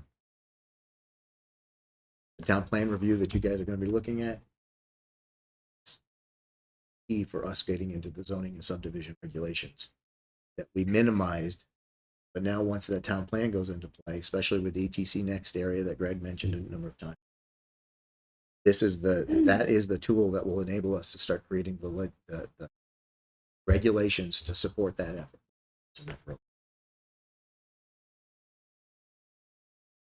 More talking than I've done. So you've prompted me to wonder about the question of the schedule. As you mentioned, the legislature hasn't yet approved our charter change, which drives us in this direction, and it has a date of January 1st, 2025. And is there enough time to do that? I guess we've been asked to make ourselves available to testify to the legislature in January about those charter changes, and I'm wondering whether we should consider whether that date is still appropriate, given that we haven't. I don't know how far along we are in, and or how much work it's going to take to make the transition. So I'm not saying that we need to change the date, but I know that was a big discussion when this whole thing started. Given where we are and the charter's not approved yet, is there some other date that we should ask the legislature to put in that? It shouldn't preclude. From my perspective on the PC, it shouldn't preclude planning. We should be able to come up with the plan regardless of when it's implemented. It should be agnostic to the dates, but we need to be able to know, do we need to have it by January 1, 2025, or we need to just start doing it now? In my mind, I would be reaching out to the zoning board to start having joint meetings to find out what it is. We don't really know yet. So again, would it be appropriate to hire a consultant to come in and work with us to start crafting what is the PC going to be doing? What are you doing today? What's the PC? What's the DRB going to be doing? Where are the current duties? How are they going to be distributed? Are some of them going to go? All that stuff has got to be the actual details need to get Right. into it now. Mhm. So that would be, if we're needing a dollar amount, that might be where we put some money into it, is hiring a consultant, because unless we're hiring new staff, we still have applications coming in. We still have a planner working on that. We still have zoning coming in. We have a zoning administrator working on that. Catherine's still working on all the other grants and everything else that's going on. So do we have the staff to be able to do At the that shadow top. plan Right. in preparation for the actual, cutover conversion? Thinking out loud. No, I think he asked you if you had questions. You said, I have one more question you just brought to my mind though. Can and this is just curiosity, but can they have a joint meeting and conduct business? They could both review and make a decision on an application. As long as they both. As long as there's separate votes. As long as they warn the meeting and have separate votes. Okay. They each warn, you can warn a joint meeting. I just didn't know with the semi-judicial. They wouldn't be voting on the same. They'd have to be. thing. They'd be different. Yeah. They could have a joint meeting and talk about how they want to Discussion. work together, how they want to transition to a DRB. But planning Well, if they commission, had an application at the same time, would they just put aside the the application? planning commission reviews very specific. There's an application. Planning commission looks at it for X, Y, and Z, and that's it. Right. Zoning board looks at it for A, B, and C, and that's it. So yeah. So yeah, I think the joint meeting isn't to do a application review. The joint meetings would be to have discussions about how to do the transition. What a And we would- DRB is and what we- we're expected. we would call it workshop. Yeah. Right. So they're gonna add in extra meetings. Not necessarily. I mean, we Well, generally, the planning commission, I don't know what the zoning board's schedules are. In the last few years, it hasn't been as full as other years, previous years.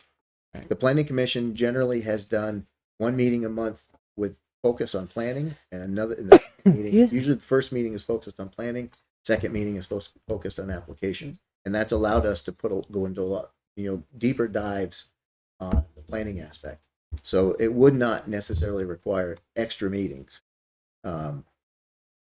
For the planning commission, it may be extra meetings for the zoning board. Well, it may, right, it might be a one versus, Right. maybe we Yeah. cancel one of each, whatever, Right, yeah, it would- yeah. logistics Yeah. to be determined. And the zoning board did mention that we asked when they went how often they're meeting. And they said, "When we get an application." So- Well, and that would be a question. They'd probably- If- As needed, yeah, yeah. yeah. Do we, if we have an opportunity to craft what this process is going to be, would you want to participate? And do we dedicate whatever works? And I think that depends on the people involved, what works for them and how we do it and so forth. And I think our piece on this is we either got to say, yes, that's the date, go march to it. That's what was Let's voted, go and do another- or we to go to the legislature and ask for a Another different public date. vote. But somebody needs to assess whether or For not what? that's necessary. Change the date of Well, it? we That can't wasn't change public. the charter change. The legislature. No. When we decided the DRB would be in effect, that wasn't part of the charter change. The legislature can change the language any way they want. So Right. they could, if we need more, think we need more than 1 year to So- do it, we could ask the legislature to change that date before they approve it. We'd have to say why. So may or may my not. question then would be, and in order to get this started with assuming that this is going to pass the legislature, would it be beneficial to both boards to have towns that have like South Burlington and who else has a DRB around here? Williston. Well, I know, but to have them come in and explain to you how they started it and what steps are involved in it. Maybe, but I in mean- case, the other thing that I quoted the idea with Catherine, haven't promoted it to the commission yet, was for the commissioners to start going and attending and just seeing how some of the other meetings operate. Okay. But that's not necessarily the process. We actually have to do a process of changing the way we do business here. Right. And that's not the same as any other community. So there may be Right. value in that, but it may be, I don't know the best route through it. I would actually suggest sitting with Catherine, who has direct experience. What is the best? Do we want to do, a professional? Do we want to just invite other communities in? I'm thinking a professional only because we're going to want to not say, hey, we did it like this. We're going to want to say, you need to do this, this, and this, based on the way we're set up now. I think it again, that Mm-hmm. whatever works is to be determined. to be determined. I think the go ahead for us as a commission, if we have to adhere to January 1, 2025, then we need to basically make that be the top priority, is to start making the format. If that's a variable date, I don't think it means we wait and start working on it later. I think it means we start now, but we don't need to make it the top priority. We can make it be a regular event in a process and work it on a more leisurely pace. Could impact regulation changes, for example. Ethan. Yeah, I'm just curious to refresh my memory. If I'm completely wrong, that's okay. But we set that date before the article went to a public vote. Yes, but the legislature can. The legislator can. Yep. That's not us changing it after we proposed it. No, we Public can't. We feedback can't change it. We can ask the legislature to change it. Right. We can ask them. They can Right, say but no. I personally don't think that's. So let's have that discussion. All right, so I'm saying no. We're not. Yeah, that's. So I'm not- saying no. Not We now. shouldn't change the vote. So and I will, that's a discussion you guys have internally, but I would one of the things that raises a flag for me on that is by picking an arbitrary date at the time, which probably sounded good at that point, but we're investing the work in doing it. We don't know what needs to be done. We don't know how it's going to be done. We only know that it's going to be done. So if on January 1st, 2025, we say all of a sudden you've got a DRB and a planning commission, what's what? Who's where? How's work get done? Not that it won't get there, but it's almost like, for somebody who's never driven a car, giving them a set of keys and say, here's your car. Or in today's world, you've never driven a standard, here's a new car, it's a standard. Go have at it. But I just think this is from my perspective, this is the time we need to start planning this. And the focus that you guys want us to put on this is going to be, is it essentially a 1 year turnaround that we need to develop a plan and have it ready to go and basically have that shadow process completely laid out and established? Or do we look at a longer time and make it correct, but just over a little bit longer period of time, and take the time to do it right instead of just doing it? So that's my thought. Go ahead. See, my opinion is, My meeting. Sorry. this is just my opinion, but my opinion is there's a tremendous amount of experience on both boards, the planning and the zoning, as well as your planning director is very versed in DRBs and planning. So I would suggest that you start this very soon, right off the bat, and discuss how that could be done so that you could find out where there are any conflicts or issues that you would have to work on later, so that you were pretty much 80% done before whatever timeline that came in, you'd be prepared for it. And Just a suggestion. That's basically what I've been saying. Right. We want to get this started, but the time frame and the time that it needs to be fully established is going to change what we work on the rest of the year, what else we work on. And if it needs to be a top priority, if we need to have this done in a year, that's 2 meetings a month. That's not even 2 meetings a month, because November and December get 1 meeting a month unless we do extra. So we're really talking about a very small number of meetings and steps to put this in place, which means everything else basically stops. And if that It becomes their entire work plan for the year. Yeah. But you might find out that it doesn't Possible. take anywhere near We need as to set much time. Well, we don't know. You're right. We don't know. But that's it. It would have to be a priority to get to that level of understanding. If we have a resource, whether it's a community resource, neighboring community resource, professional resource, to help us be able to understand what the effort really is and do that assessment, help Catherine do the effort, or turn Catherine loose on it. Either way, you've got to put a significant amount of effort to get the level of understanding of what the scope of this really is. And we don't have that yet. In my opinion, we don't have an understanding of what the full scope is. So it's really hard to pinpoint that target end without knowing that. Yeah. So anyways, circling the drain on this, right? I mean, we're all aiming for it. Right, anything else? All right, thank you, Dustin. Okay, thanks, folks. Again, Thank good you. seeing you. Okay, let's move on to the next business item, which is 2024 Town Plan Review Session. He's right after you.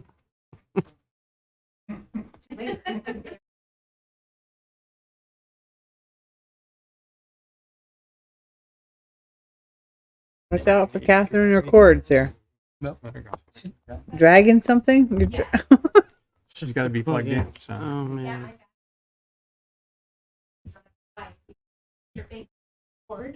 Oh, that's what was going on back there. Oh, shut. Don't tell Travis. Yeah, Tripping has his back here. Don. The one that was there is over by Don now. I used one. Yeah. He just was looking here, so I wasn't outing you. I was just saying. No, that's fine. Yeah. So we didn't look. So it was on. It was on. It wasn't me. No. Okay. There was a white one somewhere around. I know. Was it in the cupboard? Maybe under the. Of course, we did have a white one too. I bring my own extension cord every week. And me too. You know?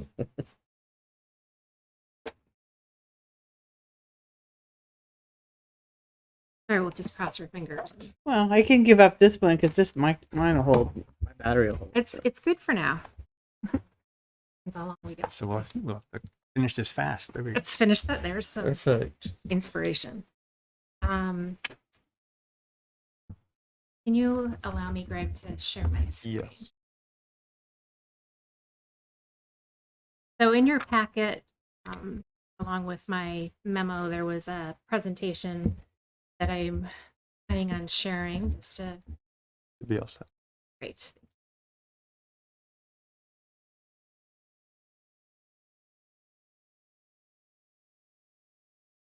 So hopefully help us. It's kind of long.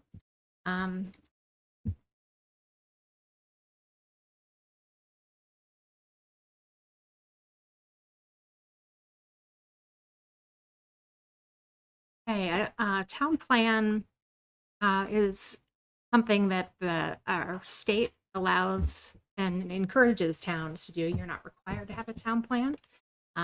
If you don't have a town plan, though, you can't get grants from the state. You can't have zoning regulations or subdivision regulations. Just to name a few.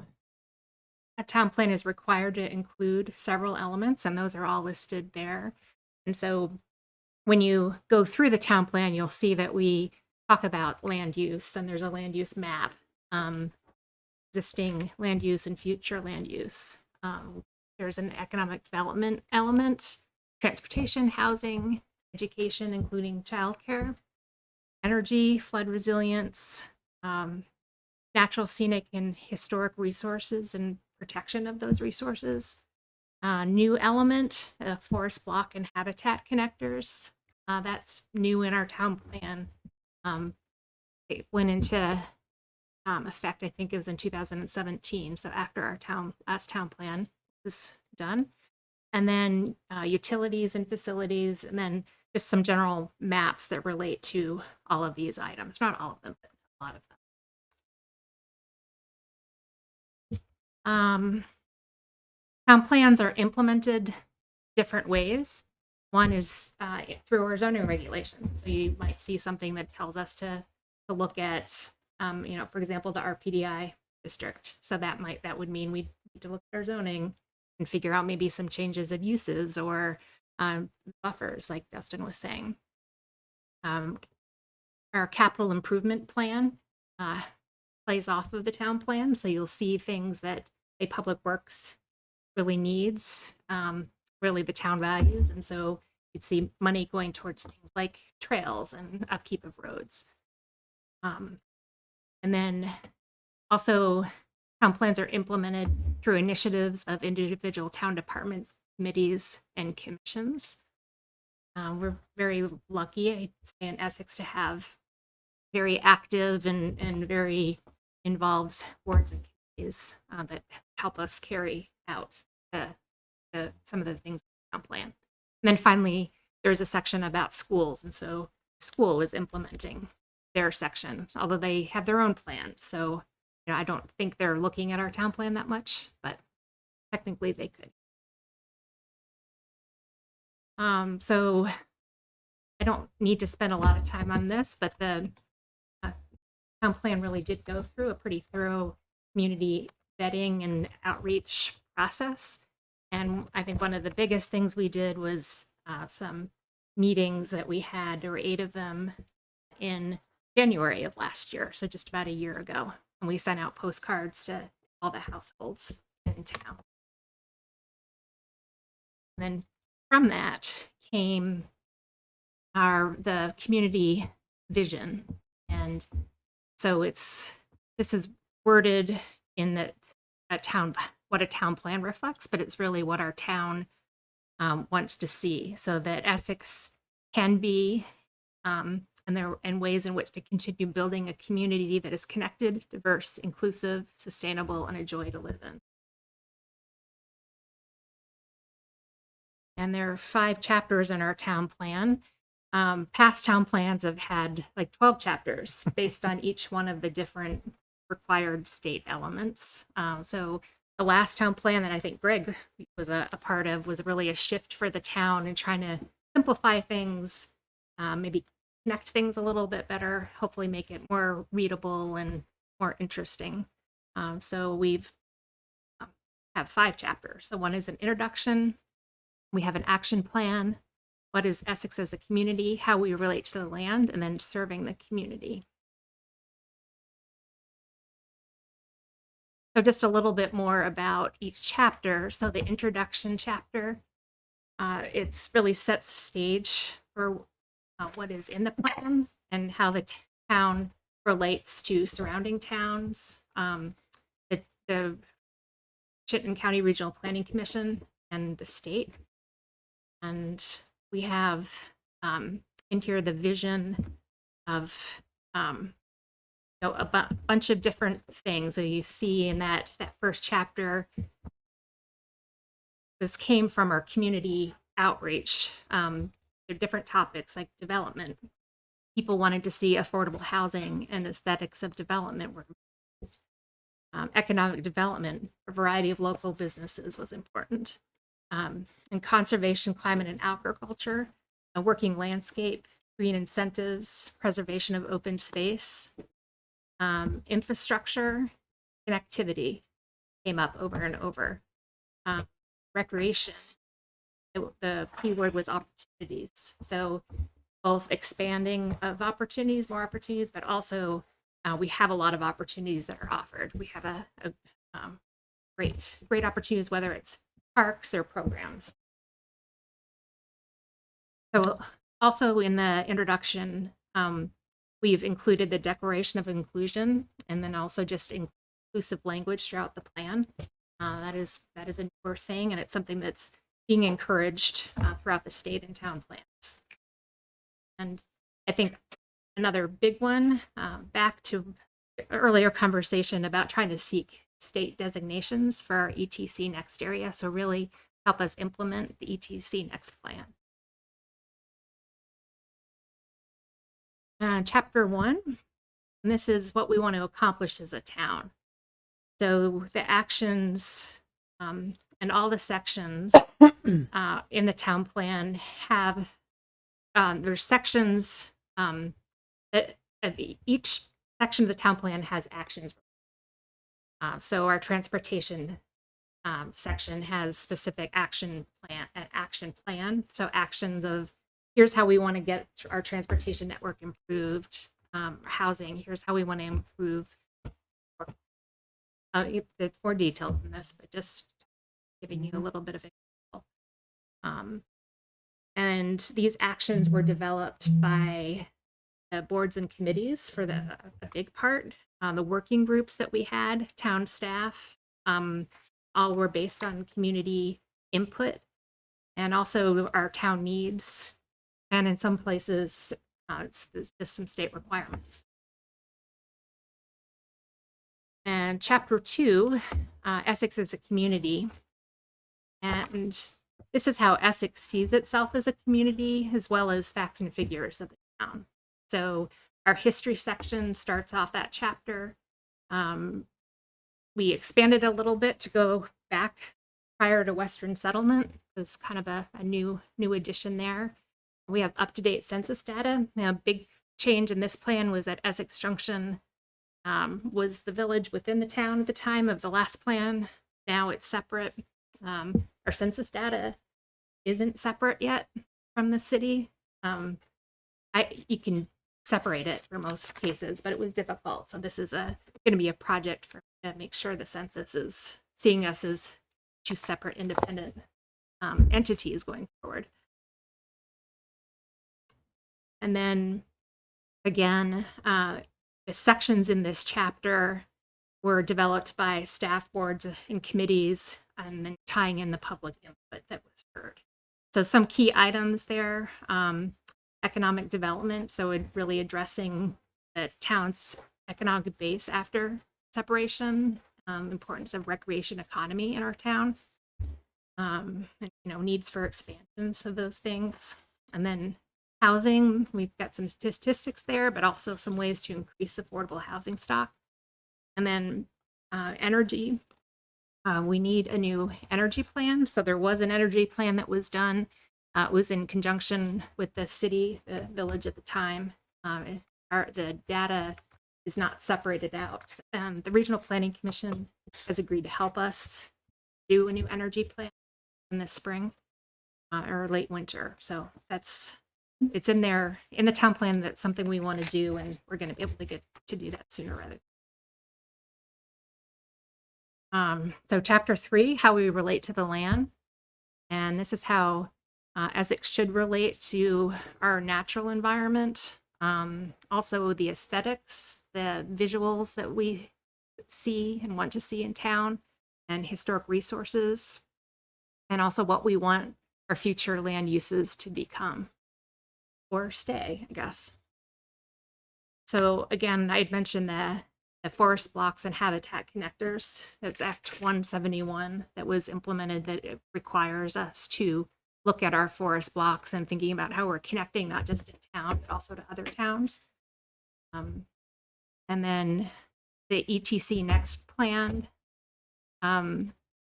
So aesthetics and future land use and state designations are all things that we're encouraged in that, and this is now really has become a priority in the town. And then the community showed support for agriculture. So I'm just picking out a few things in this chapter. This is not inclusive of everything. There's a word cloud here that we took the comments that we had from the public and put them in word clouds. So all our different topics have word clouds. So this is just one example of one.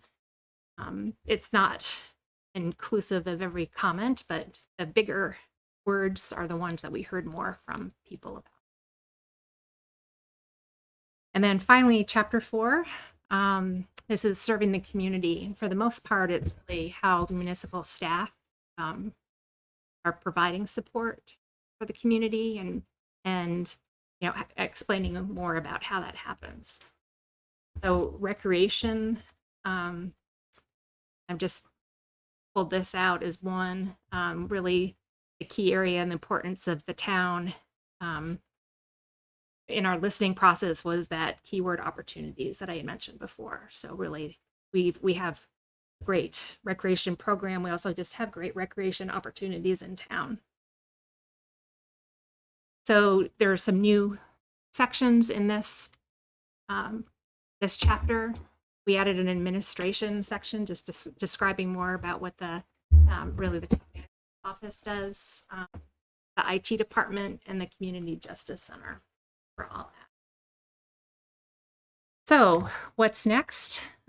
Tonight was just a little run through, hoping to familiarize you all of generally the town plan. I know you've seen the town plan itself and hopefully had a chance to look at it.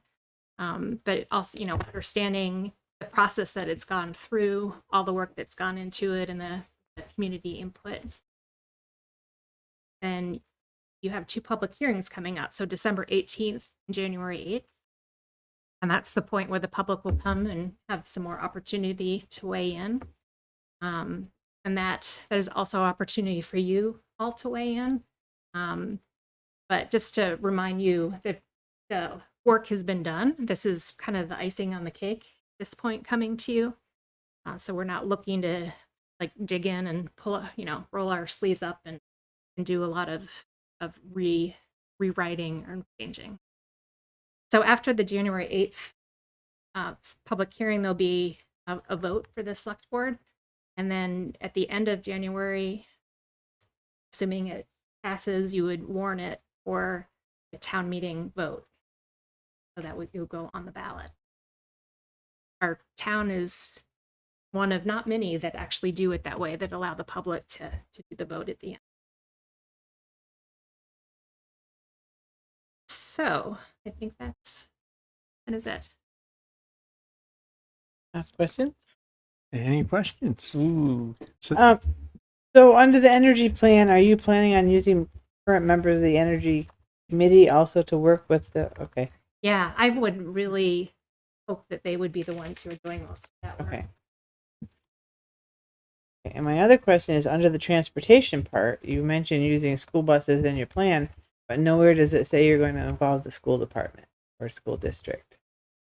So I found that interesting that you put school buses in there, but well, you know, when you listed the responsibilities of who was doing what, like it was, this was state highway, this is town highway, and all that.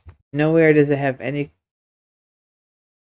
mention of the school district. So I don't know. It's just something Yeah. I happened to pick up on. Having a but- hard, I'm not sure I remember that section exactly, but I'll let them ask you questions and I'll tell you where it is. Yeah. I just had it and then I went. I think left. So, go yeah, ahead. there's it's good to make sure everything ties together. Right.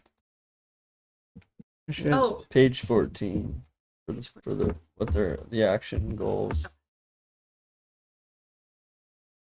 Page 14 is where it starts. Continues on. I'm getting there. Just so is that the school? That's not the school section. It's transportation. it was it But was it's under the action.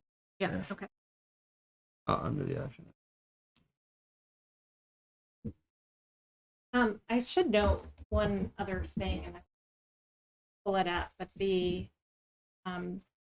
old town plan was a lot prettier than what I showed you for this town plan, and we are actually working with a graphic designer to make it better. So, here's an example of what the cover will look like.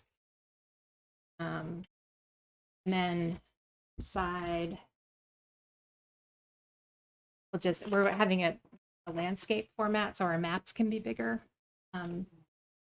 Maps currently that you see are pretty illegible. They will be better. They are better already. Shannon just did another round of them, so they'll be better. They'll be better online, better in hard copy as well. So anyway, that'll look a little prettier than what you saw.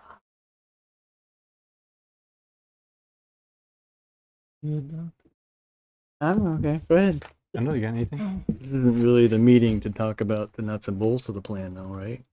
That's for the public hearing. So public hearing, right, is when we want to talk about more detailed stuff. Is that the? Yeah, I would say, I mean, if you have particular questions, things that I can come back with some answers for. Okay. Maybe for the I've next just got a couple, three meetings. things. One, it mentions a lot in there about being a bikeable and walkable community and a lot of development and everything, but it doesn't really speak to how the sidewalks and those facilities are going to be maintained, funding wise and planning wise. I would note the same thing for both the water lines, the roads, and the wastewater infrastructure. I was particularly struck by the section that talked about the water lines, where you have a lot of old asbestos cement pipe that's 60 years plus old, and there is no plan at all for replacement. And it sounds like we just expect to be spending more and more and more reactive repair money that doesn't get you anything in the long run. So I was hoping that could be expanded by the Public Works Department, so at least it sounds to the community that there is some kind of planning that's going to take place in the next 5 years to address those Specifically sections of the maintenance. infrastructure. That's it. Thank you. Great. Ethan. So I have a couple, but I'm gonna keep them simple as not to go into the topics. But for land use and agriculture and forestry. I found the information I needed to find for the mapping for zoning and stuff. But as far as land use goes, I checked everywhere. Maybe I missed it, so that's why I'm asking. But the information provided in here says that we're basing it off from a map from 1989. That was the last time a study was done for land use and agriculture. And under action, I saw it was prioritized in the slideshow. But for under action items, there's absolutely no action items whatsoever to maintain or even conservation or the only information I found was about the parcels that were subdivided. And I was curious to see if any of that information could also be expanded to show property that was subdivided and is still in agriculture. Because it just said that 50% of the 74 properties Is this the were subdivided, but I know properties that are 200 acres and 10 acres was subdivided, and the other 190 acres is being farmed currently. But I was really more curious to, are we assessing our agricultural needs and conservation on a map, a study from 1989 under the agriculture section, which is page 84. But more so on page 22, the action items, there's 3 action items about Matthew Town Forest, state incentives for tax relief, and forest blocks. That's it. Thanks. Anything else? So is this the time to take comment from the public, or do we want to hold that kind of those comments till our public hearings? Up to you, but I mean, my recommendation would be the public hearing. I saw a hand go up in the room here. What's the board feel about taking public comment, or do we want to defer to our 2 hearings we have coming up? Whatever Catherine's most comfortable with, it's her show.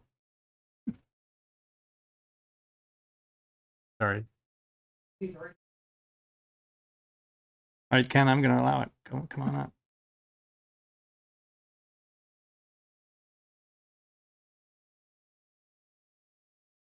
So I really want to apologize for Catherine. So I'm going to try to insert an additional action item. It'll go to the Conservation and Trails Committee at the next meeting, I hope. You see a lot of emphasis on working landscape in the town plan scattered throughout, an emphasis on conservation, agriculture. But I'm embarrassed to say that the Conservation and Trails Committee did not include an action item to identify our prime agricultural land, which I think we need to do. So that's going to be an action item that I hope we'll be voting on come the next meeting. So hopefully that'll address some of the concern. Like we did for the viewscape. If you remember, we went through a process for that. This will be like another layer, or at least know. Until you know where your best land is, you don't even have a chance to potentially conserve it or keep it in. All right, thanks, Ken. Since I allowed Ken, is there anybody else who wants to make a quick comment? I don't see any other hands, so I guess we'll be talking again on the 18th. Peter, stayed alive. All right. Thank you so much. Thank you very much. Yes, thank you. Okay, now we're going to move on to what was consent item 8C. Kent is here to talk about the VOREC Grant funding for the purpose of undertaking planning and design work related to the establishing multi-use trail network in the forest east of Route 289. Kendall, you were the one that asked this be brought into the business agenda, and what are your concerns, comments, or questions? Well, I just, by putting it into the consent agenda, it's pretty much just go ahead and do it. And I'm not sure that the town should go ahead and do it. I'd be more interested in just specifically how expensive that is going to be in the future. Because the grants are great, and you can get some money, but you know there's going to be matching funds for it. You don't know the level of the funding that you could get for it. And frankly, a bridge over Route 289 has got to be $1 million. So I'm just curious to talk about applying for a grant like this, what it means in the future fiscally. That was my main point, was to have a discussion, because with the consent agenda, you really can't. It's just Right, you did, yeah. Yep. Sure. So. Yeah, I think that's a great point. I think that's the number one reason of doing this, having this planning exercise. The previous plan that was done in 2003 was really like a it's called pre-scoping, really big picture, trying to figure out what are even the elements to be thinking about. The grant that we're looking at now would be to do the next level of the planning work. It's not to go into design. It's not actually constructing anything, but letting us know in more detail what are the cost estimates that we're really looking at, and really trying to figure out what's an implementation scheme that makes sense. How is it going to be maintainable in the future? So we really understand all the costs that we're looking at. Then we can decide after that, this planning exercise is done, we'd have enough information to be able to decide what option gives us the best benefits for the lowest cost, so that we can really make an intelligent decision going forward. So those would be some of the key things to come out of this grant. By applying for this grant now, it doesn't commit us to accepting the grant if we receive it, and it doesn't commit us to doing anything else in the future. Right now, we're just applying to see if we can get the grant. If we are awarded the grant, we'd be coming back here, get your approval to accept. Okay. And I just wanted to note that it's been 20 years since it's originally, that the whole board should have a say on whether this is something that you want to pursue. Because it's easy to say no right now. It's not so easy to say no when you get the grant, and then you have another opportunity for the grant, and then you have to come up with a lot of money in the budget and everything to see the vision of the plan, because you've already spent the staff time and the effort on this project. So I just think it's important that the board talk about, is this in the town plan? Is this what the town wants to pursue going forward? Something else that we're trying to do with the way that we're developing the scope of work for what would be done in this planning exercise would be to have it set up so that in addition to knowing some of the bigger ticket items in the future that we could go for grant funding for, what are some quicker things that we could also do that maybe we could position ourselves to do right after this planning effort is done? That would be smaller pieces that we could sort of incrementally do. We could work with the school district, we could work with other groups. We have a good partner with Fellowship of the Wheel, providing a lot of help over in Saxon Hill. They could maybe provide similar help for a project like this. So, but we'd look at what are some feasible shorter term projects that do, not just really big projects. And in the previous plan, they really did focus on that connection across Route 289, which would still be something we want to include in our planning exercise. But I think our focus would be more so really trying to get a north-south connector going from the Saxon Hill area up to the Essex Experience area, and where the new municipal offices will be. In that area, you could then connect in with the school, who was involved in the previous study. You'd connect in with the neighborhoods, Matthewtown Forest, where Sandhill Park is, where the library is, make a whole bunch of other connections that those other connections weren't necessarily looked at in great detail in the previous study, because it was so focused on the trail connection across the road. Okay. That sounds a lot more inclusive than that one section that was there. So yeah, that makes a lot more sense. Thank you. Another thing to possibly tie into, and that was the active transportation plan of the Regional Planning Commission.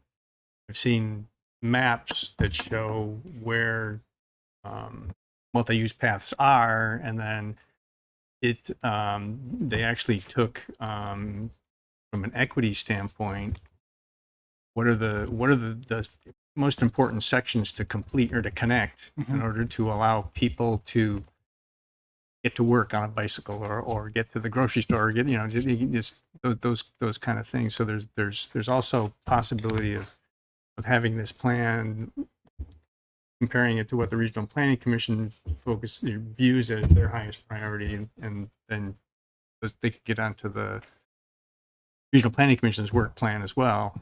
So there's all kinds of, I guess, other sources of funding that from other places. But Yeah, and I have connected with representatives from the CCRPC about this project, and they're supportive of it. And it would meet many of those goals that they have already.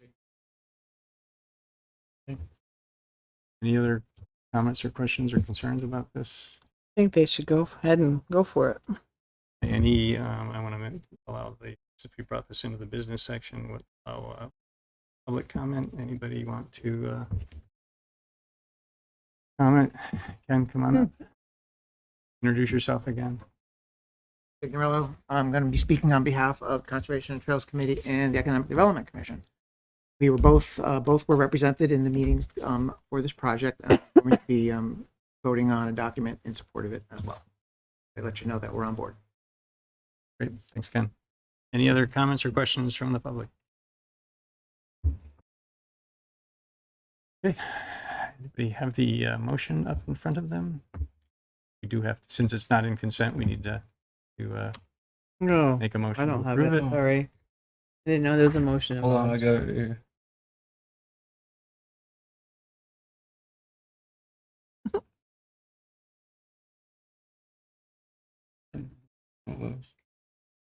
Reopened. I have it open. If You got it? Go ahead. Yeah. Okay, I make the motion that the Select Board authorize the Town of Essex to apply for grant funding for the purpose of undertaking planning and design work related to establishing a multi-use trail network in the forest east of Route 289 to connect Saxon Hill area with the Essex Town Center area and other destinations. This authorization does not commit the town to accepting the grant if awarded. Second. Thank you, Ethan. Any further discussion? All those in favor of approving the application for grant funding, please say aye. Aye. Aye. Opposed, say nay. Nay. Okay, motion passes 3-1. Thank you very for sticking around Ken. for the Yes, the thank you meeting. for moving me up in the agenda. yeah, Appreciate it. yeah. All right, we'll move on to the next agenda item, which is discussion and presentation of Essex Parks and Recreation Fiscal 2025 Program Fund Budget. Come on up, Ally. There. Adrienne Martin and I are here to present the fiscal 25 program budget. Adrienne is our assistant director. She's been crucial to our program success over the years and was an integral part in putting the budget together. So just a reminder, the program budget is a self-sustaining standalone budget, separate from the operating budget from taxpayers, and it operates from program and event registration fees.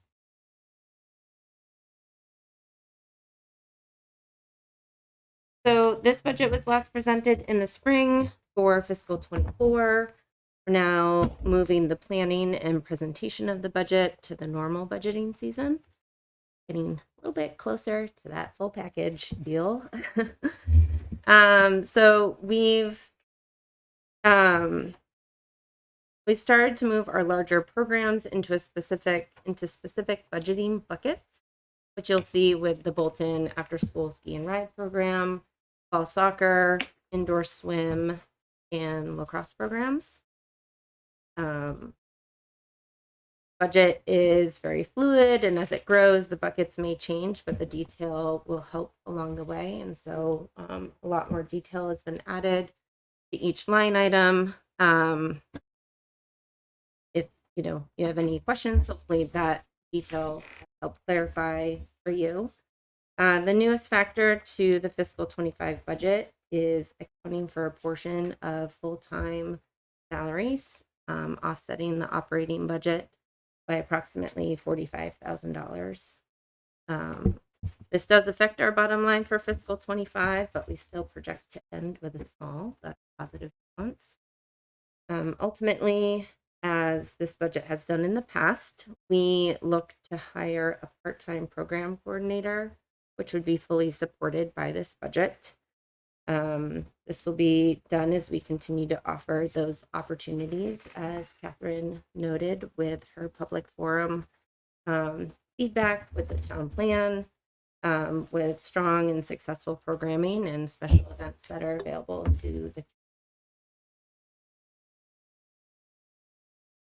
here. I'll clarify and answer any questions. Any questions? Ethan, go ahead. I have a question because I had a busy weekend. I didn't get to read a lot of it until Sunday and finish today. Okay. But and I know it probably isn't the way it looks to me, but did you guys really make 101,000 last year? Yeah. That's awesome. Yep.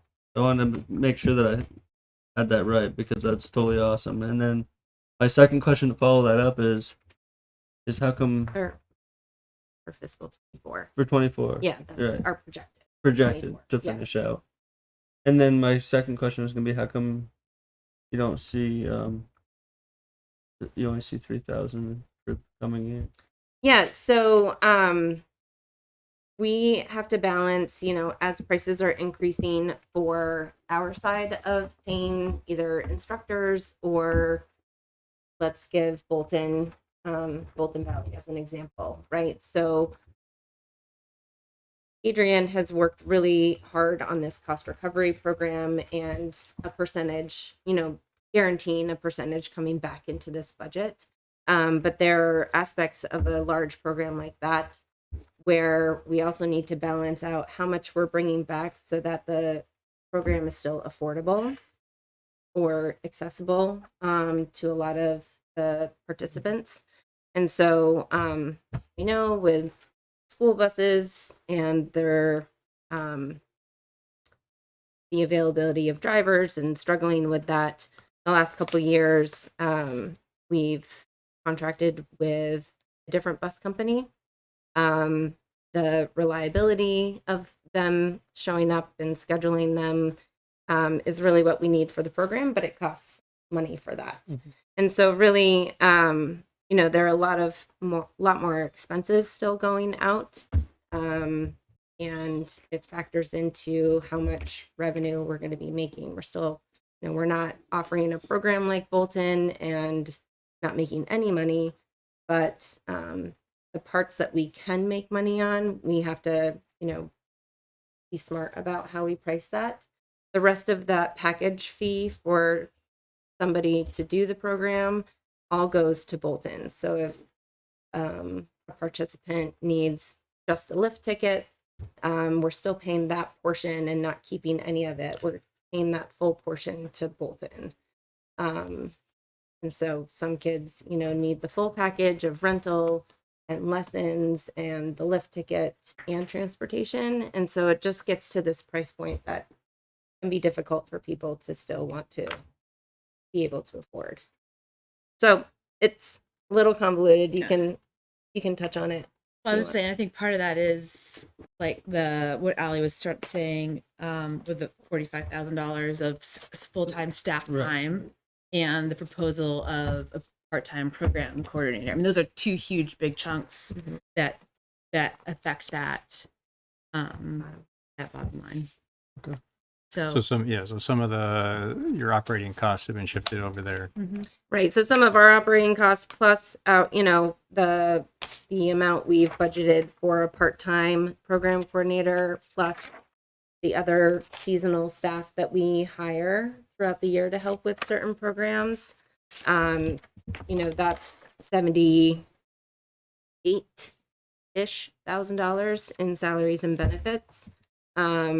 Without the Social Security and all included. And so that's taking a huge chunk out of our bottom line of that projected 100.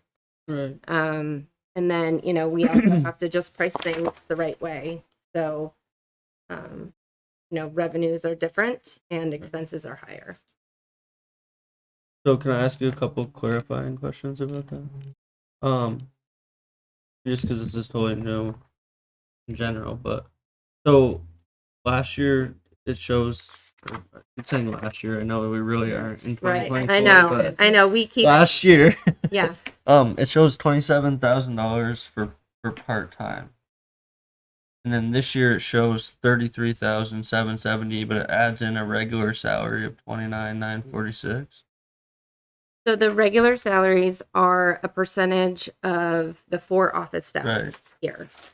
The 33 is our indoor swim staff for that program, fall soccer staff, which are parking attendants and referees, and some special event staff when we need some extra hands.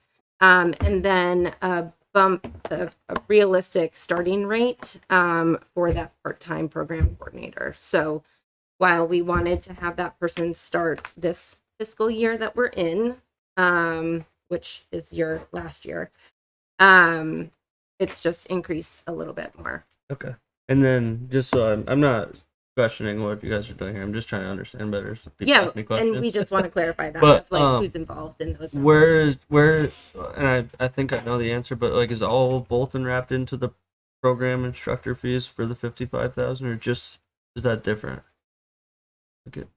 Bolton's so Because there's another a couple of 55,000 the programs down just have below. their own, like Bolton has its own revenue line and its Revenue. own expense line, so it's not wrapped into the. Okay. Did you yeah. say instructor fee, or what did you say? You said Yeah, so there's a said- $55,000 program instructor fees. So just trying to figure out for staffing, time, and money is where. So the program instructor Those fees are like paying the yoga subcontracts. instructor. That's what I was thinking. Yeah. So those teachers coming in Not to do the town course. staff. Yeah, no, not. Okay. Not Beautiful. town staff. Thank No, you. Town staff are only in the salary section. Just to clarify, also, the reason that says new this year is because the line is new to help be able to see it. Exactly. That has been in there in the past. It just says it's not new, like a new item in the budget this year. Yeah. So there's a few of those. All right, any other questions from board members? Work. I love to see the huge revenue from last year. I know it really doesn't cover all the things for the time and everything, so it's really nice to see the tech department have all this hard work going to be really self-sufficient. And the kids are always signed. Well, not both, but soon to be both. Always signed up for something. So We're proud and excited because we're not even halfway through. I mean, we're in 24 right now, and especially with our indoor sim programs and the successful soccer season, it's nice to see those. So if you end up with a net at the end of the year, where does the money go? Does it stay in your budget, or does Yes, it stays here. You can't have it for fund balance. No, I'm not asking for it. I'm just being I transparent. mean, we're being real nice and giving you the salary amount, so no, it'll stay in there. So again, for anything that we make, it's going to help for the next year to support our programs and Okay, so I just wanted to make clear that it doesn't go into fund balance; it stays in your programs. Yeah. Yeah. I just want to say also, I'll just highlight here, this is something they've been working on because COVID depleted the fund greatly, right? So there was a lot in that fund. And then because of COVID, decisions were made, and so therefore they have done a lot to come try and bring this fund back. Yeah, great work. So is Essex youth basketball completely separate, like the little football is too? Yeah. Basketball No. is a junction. Yep. Essex Youth basketball is. Here's what does. Asked my wife the other day, and she's like, "What are you talking about?" It's like it matters.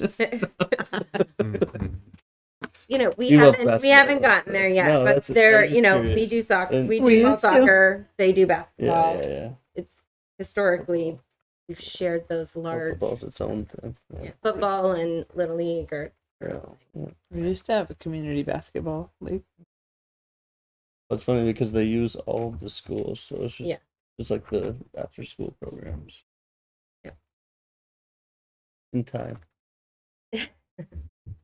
Right. Are there any questions or comments from the public? See any hands in the room? I don't see any hands online. So thank you very much for Thanks, lady. coming to talk to us You and know. spending your time in our audience. All right, next agenda item, discussion about fiscal year 2023 fund balance assignments. And because poor Daniel always gets stuck at the end, we really need to move him up on the agenda. I'm sorry, this poor guy. I'll buy him something next. We have cold. we have cold. Yeah, I we feel have really bad. cold He's pizza. always at the. The room's empty. It's fine. It's That's true. Good evening, everyone. So the first document I had for you is the fiscal year 23 fund balance assignment. Mm-hmm. Just to kind of go over it in a quick overview here. We do have a decrease overall in our general fund balance of $271,000.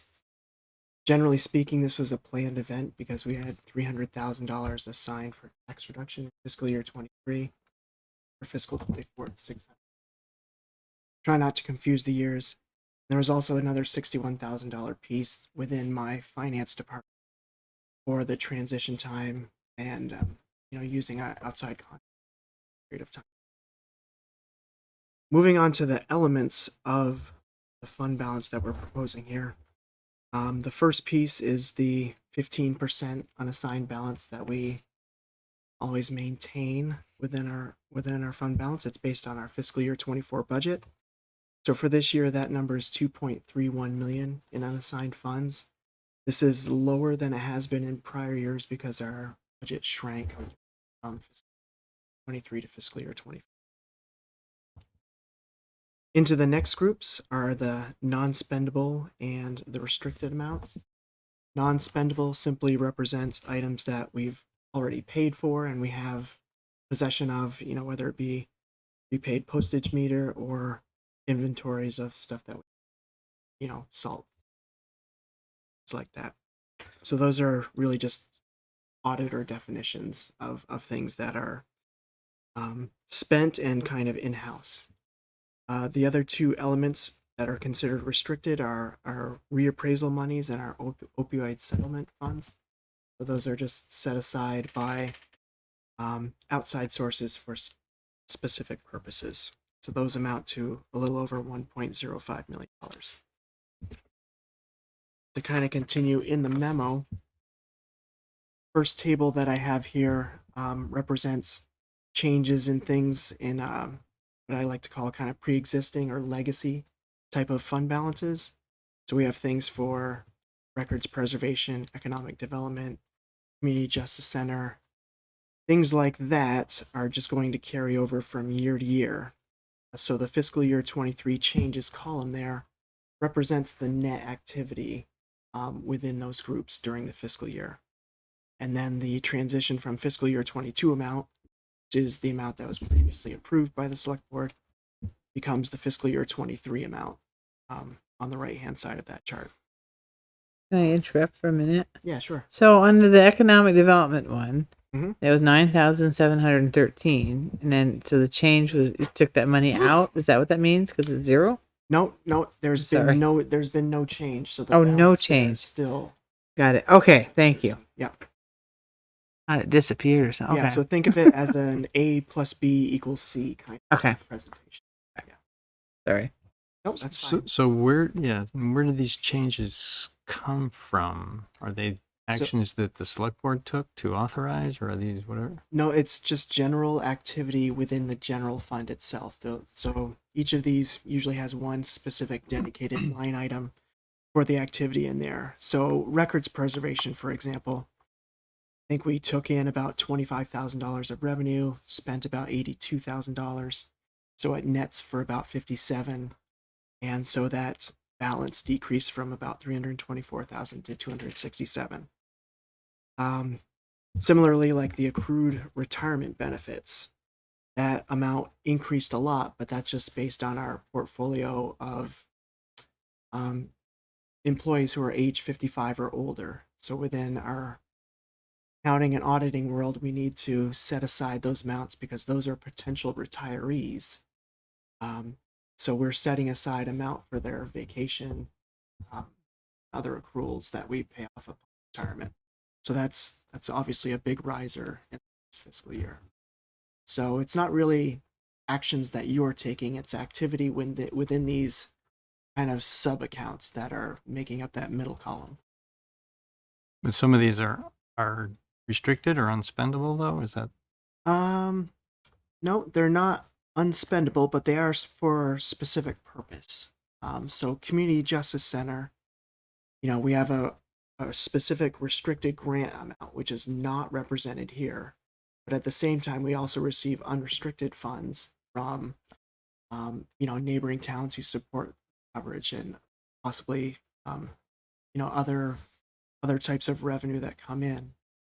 And we also have a net amount of expense activity that goes in that fund as well. But we happen to gain 28,000 each year.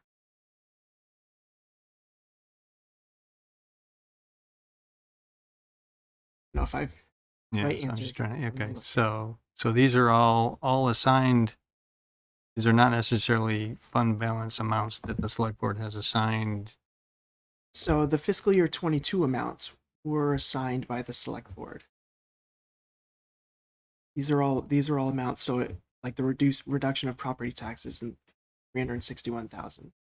I just spoke to that as being the 300,000 of direct property tax relief, and then $61,000 was set aside for the finance department to have a consultant at the time of transition. The police vehicle, there was a late delivery, so we had, and we see that kind of annually from year to year. The assigned for future tax reduction, 596,000. That's kind of the large amount of available fund balance for the board to have a discretionary use for. So you see here, I show it as 596,000, adding 33,000 from all of the random fund balance activity throughout the year. And you have an available fund balance of $630,000 there, which we've already proposed to use $300,000 worth for future tax reduction. So that's 200 in fiscal year 20. So within that group, there's a bit of a layer of available funds that the board has discretion to.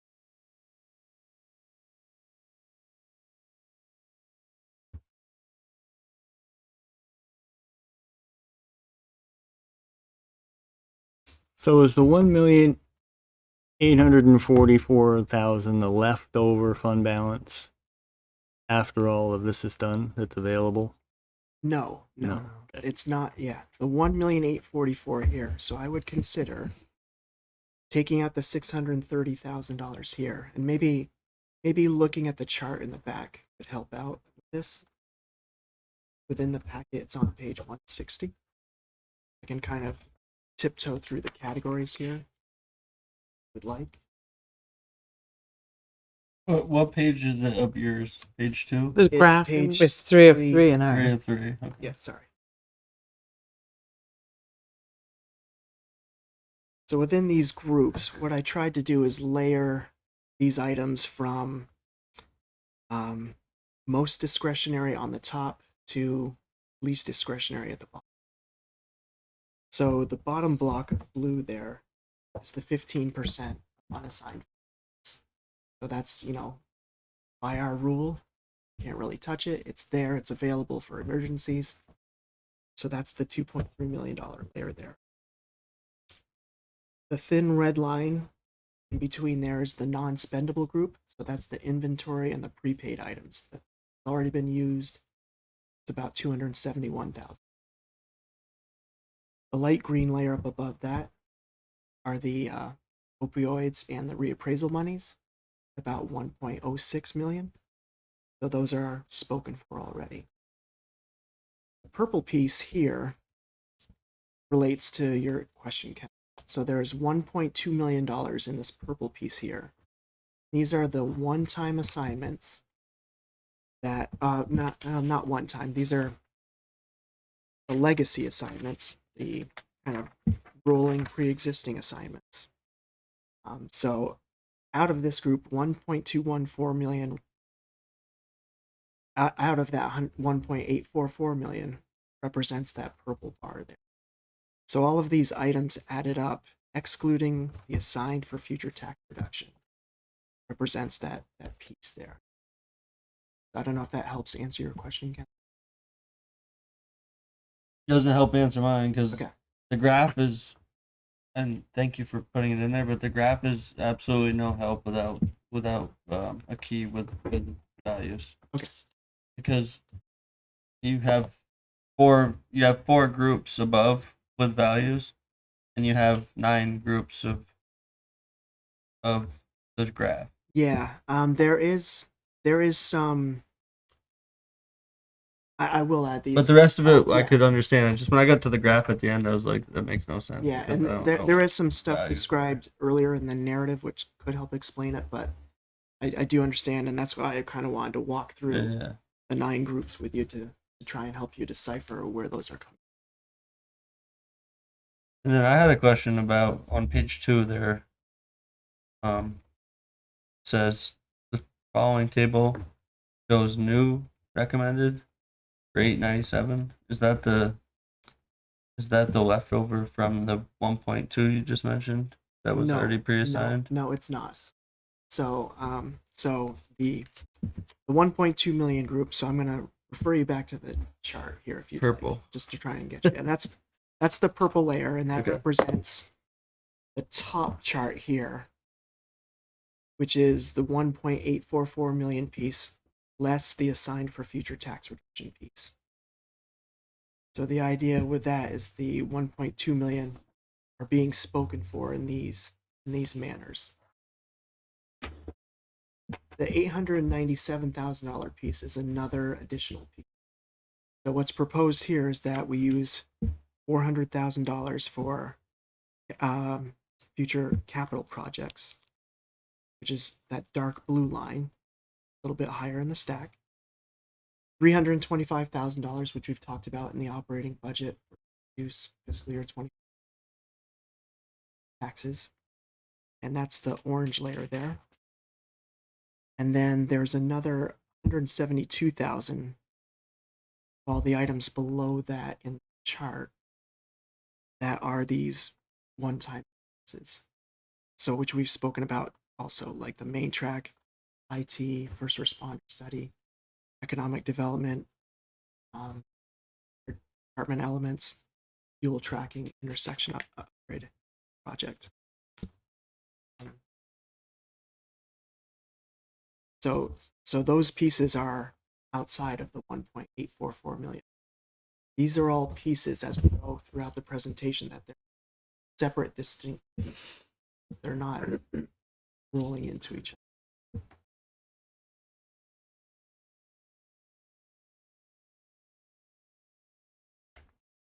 So to kind of conclude, looking at the chart aspects of it, so there's a future expenses piece. So this is top dark green layer. This is the 330,000. This 330,000 comes from the 630,000 less the $300,000 proposed for future taxes. So this is within that top part, page 2. Sorry, I know this is. I'm not gonna blame you on this one because I'm not a finance guy and I'm not a computer guy, but if I was some random guy on the street, I would have absolutely no idea what this means. I still don't, and I'm here at the table. I mean, I really do, but the breakdowns is I can't like if I gotta go from one paragraph to the next page to the third page, and the 330 comes out of the 660, which comes out of the 1.844. Like, come on, I gotta have at least a chop of here's the total, Okay. you know, and So let me try and break it down for you. Using you'd be better off to write it on a piece of paper for me. You using the chart and the 4 numbers up above. Let me try and describe it that way.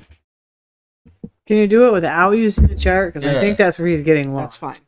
It's fine. So Well, I get the chart, but I mean, out of the The part that's confusing to me is which monies are coming from Yeah.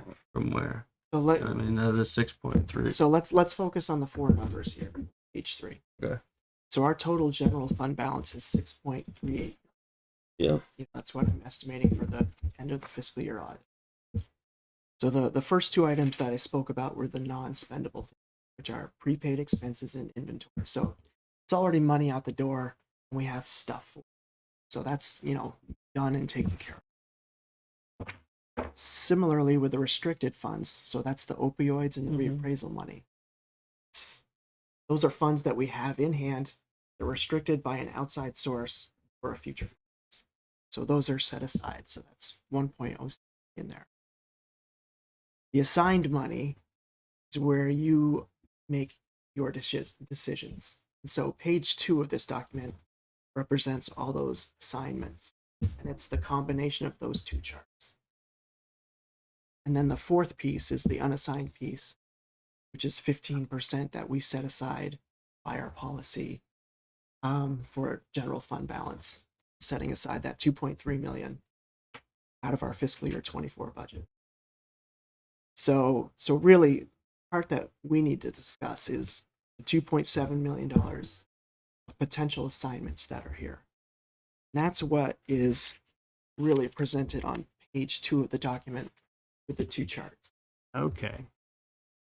So you're asking us to assign all of the new values in the column on the first chart on page 2 that says FY23 changes.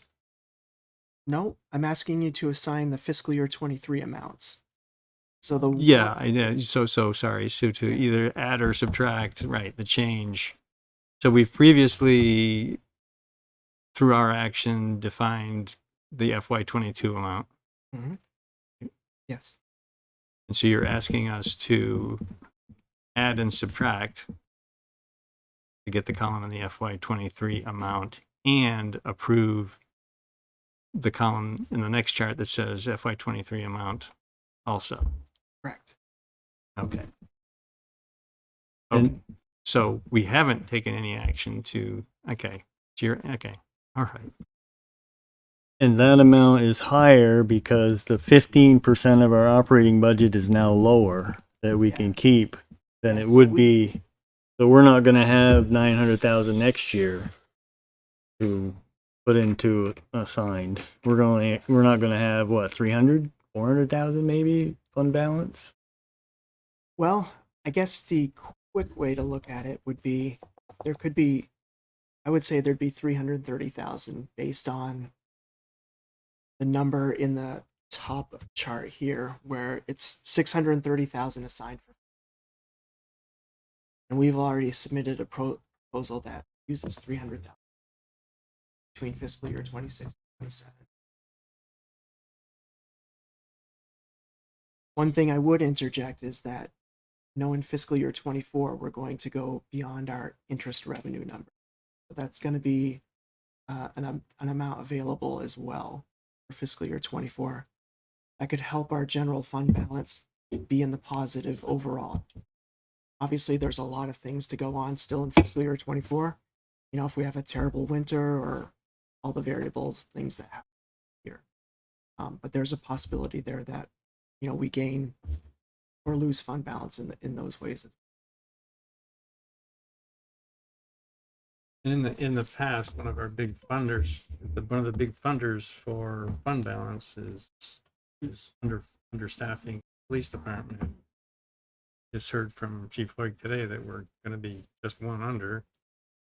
We also have to, if we are underspent in the police department, we have to rebate half of it or a portion of it to the city. Right. So yeah, we're not going to have, the objective is not to have any. You should, but you have to hit your budget right on. Yeah. So we should not plan on fund balance on things. Yeah, and for fiscal year 25, as you know, we've eliminated that 10% layer for dispatch. It's still within our patrol group, but we have made dispatch to instead of full staff. So I now understand. Thank you for walking me through that. And Andy's comments really helped because I was looking at the first table that says the following table shows pre-existing categories. Mhm. None of that money is assigned. Yeah. You're correct. None of that money right now is assigned. Okay. The top part of it had a fiscal year 22 amount that was assigned. And now I'm rolling over balances to present. Here's where they stand now. To assign. Do you want to assign it? Okay. So there's 2.7 million. If you looked at the graph, which is called from purple up, purple in that term. Yeah. Right? Yeah. But not all of it is But new. I understand. Yeah. I'm just trying to Yeah. Right. think of how you present it. Okay, we have $2.7 million that we're able to spend this year. Where do you want to spend it? No, Here's the things that you have that you still have to pay for from before. I mean, some of that 2.7 million, right, is 2 million of it is stuff that we assigned before. Right. But some of that we've spent. Right.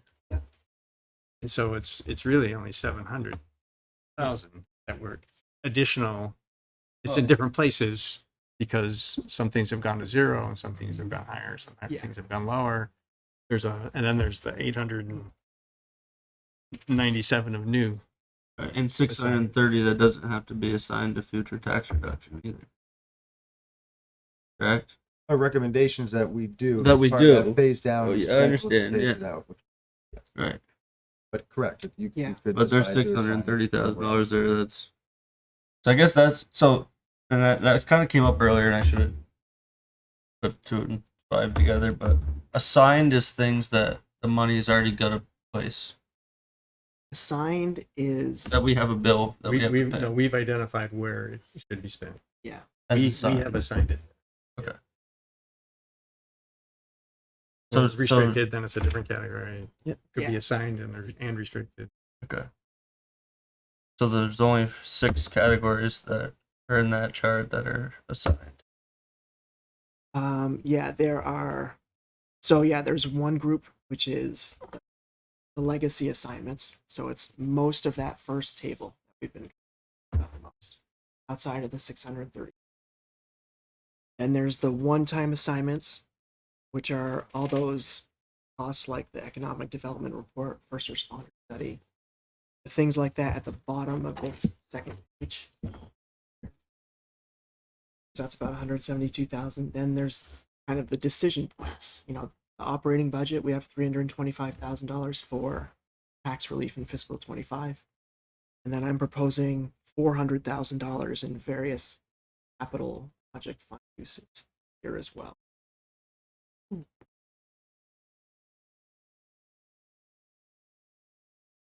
This is fantastic.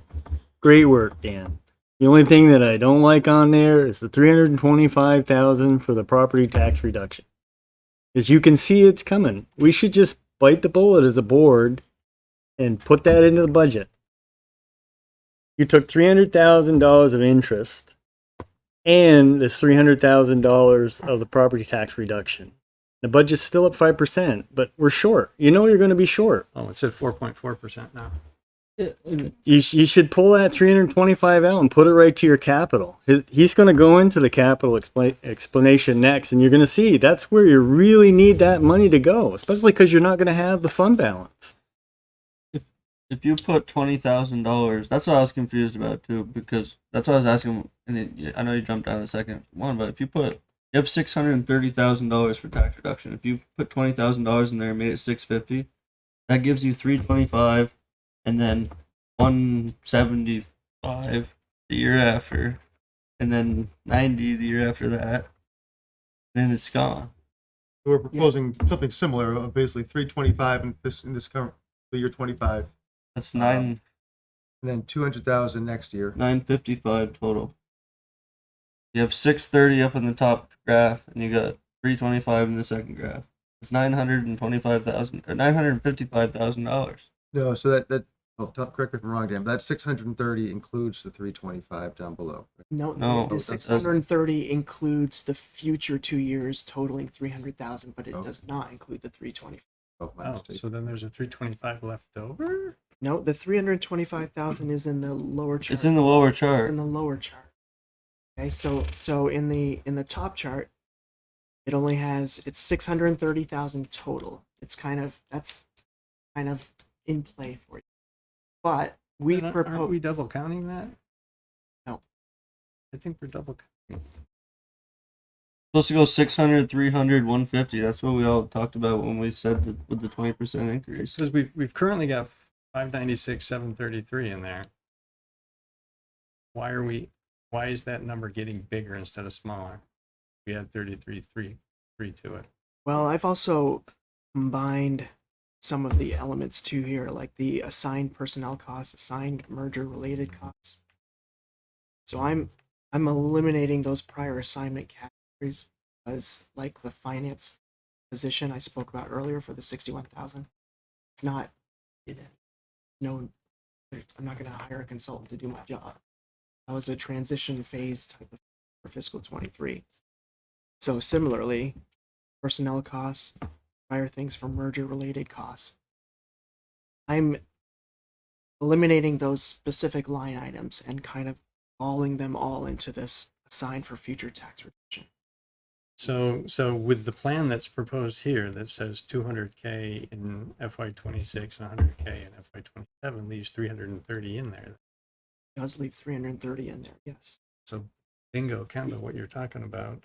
Yeah, there's more money there than imagining. Kendall just didn't want to see it in the second one, but I'm trying to explain to everybody that this money is being counted on top of this money. It's just put in a fancy graph to show you that it's for different things. But it's $2.7 million. But 2 million of it we've already assigned before. We're really only the new assignment is With your 630 630 for taxes, yeah. On top of 630 is available discussion. Really, all the other elements above there, the 1.214 million, all those other things are really the truer assignments. Like they're set for a specific purpose. We've proposed to use $300,000 for future tax expenses within that 630, but there is that $330,000 piece that's available as well. Really, it in a way, it's almost best to call that unassigned. Layer it on top of the %. It's really unassigned. And so our policy says we can't leave more than we shouldn't leave more than 15% assigned. We need to assign that. I think. I don't know if we're either I'm either confused or we're double counting that 325.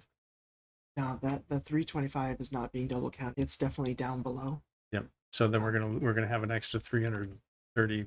We have 330 left over of future tax reduction after we do this 200 and 100 and next 2 fiscal years. no, because 25 was like 360, right? 360 proposed or something. We're proposing 325 325 in fiscal year 25 for 25. which is down from 600,000 this. So in total, we've got 955. Right. We're assigning for future tax, almost $1 million we're assigning. It's really, Right. I think. And with your proposal at 630, you would be able to pay for that. You'd be able to pay for the next 3 years without that 325. The way it's already written on the top. If you eliminated the second 325, it would still do the same thing. Yeah, but then you end up with 330,000 left over that's unassigned. Not if you above. eliminate the 325 though. No, but the money still the money exists. The money exists. We're Oh, not we're not right, creating yeah. new money here.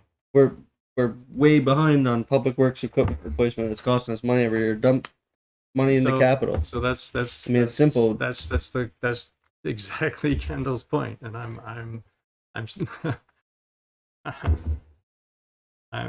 I think we need a I'm- clear picture of. So what- do we want to do that, or do we want to ask staff to come back with a recommendation? I'd like to see a clear picture of like the police car. I know I thought that was last year where half of it was 23 and half of it was 24. Now it's 24 and 25. Are we paying for half of that this year? So no, we just received, I think it was Damn. 5 vehicles between June and July. One of those items in July. That's the reason hold over that fund. Fiscal year 23 vehicle comes in July 20, fiscal 24. We just want to be able to carry over that fund balance to say we didn't really overspend in fiscal year 24. We just had a car come in. And so using that piece of fund fiscal year 23 to match that spot, because when fiscal year 24 comes around, police vehicle is going to look like it's overspent by 49, 50,000. And that piece of fund balance that we're using from fiscal year 23 is going to cover that. Okay. And then just quick question, clarification on that. So that money didn't come out of the police vehicles don't come out of capital, they come out of the operating budget, so that way we Yes, can charge. it's operating, so we can charge it. Okay. Yes. That's why I always get messed up with the police cars, because I'm like, Yeah. Why isn't it in the capital fund? that's why. Thank you. So this was put on the agenda as a discussion. You're not asking for a decision here. Yes, that's correct. So I think we need to maybe possibly the capital budget in a budget work session at some point. We discuss about what we want to. I think there's an extra $330,036 of future tax relief that we should consider assigning somewhere else. Yeah, but you need to remember the state's looking at an 18.5% increase in their property tax rate or something like that. School I'm sure. tax. The school tax rate. Yeah. But So that still has an I'm not- impact on I'm it. not suggesting we increase our. Yeah, I see what you're saying. Do we want to? So there can be a. I'm just, We have a discussion. It's not the town's business to balance the school thing. So Greg, you. No, but it still impacts Am I- people's ability to pay their tax bills. Kendall. That's Can- true, can we but get Mike, clarification you can't short on the how much is town. really proposed for future tax reduction. I think it's 900 Yeah, 955 and $36. We'll take this back and see your comments and see if we can make a more clear recommendation. And I'll have a draft audit in a week or so as well. Since Don brought that up, can we consider, or at least find an answer to, can you send separate bills for the town tax and the school tax? Does it have to be on the same bill? Just curious. I don't know. It's a lot more expensive, less expensive, It is, and but they do the same date. So. But I can guarantee you, like our residents, when they get $100,000 tax bill, the majority of that's the school. And if the school tax on my bill, if it's going to go up 20%, I'm going to see a lot bigger jump on my tax bill than I saw for a 27% increase from the town. Because it's a lot bigger percentage. So we're just at a disadvantage. Yes. So, And the school district is talking about moving their voting date to the same date as the town budget vote. So then they will act, that people have been asking for this for years, to be able to see their entire tax bill on the same day. And if people are apt to vote against the school budget, they would also should have to vote against the town budget. Yes, there are considerations. I mean, it made sense when, the school budget was small and town budget was really small, but your total bill was $700. But when you're talking thousands of dollars, it's a huge, you can tell just from the comments that we get from the public that they look at the bill as my tax bill and they come to us. Right. They don't look at it breaking it down. I'd also like to make a comment too that our policy says that we can't have more than 15%. It doesn't say how much we have to maintain. Yeah, and that's, you did say we can't spend the 15%. We could spend that 15%. Right. If we chose to, we could choose to Yeah. violate our own policy. Not violate, It's we could not. choose to make an exception to our policy. We could spend that. Policy just says you can't keep more than 15. Doesn't say anything about spending Yeah, another $1 million absolutely, out of it. right. Absolutely. We could choose to it comes with a risk. Taxpayer money. Our auditors recommend that we have Yeah. 15%, but we could choose not to. Look at it, we look at it as a rainy day fund. Right. So when that disaster hits that we did not foresee, that's about 15%, I think, is about 8 weeks of operating expenses.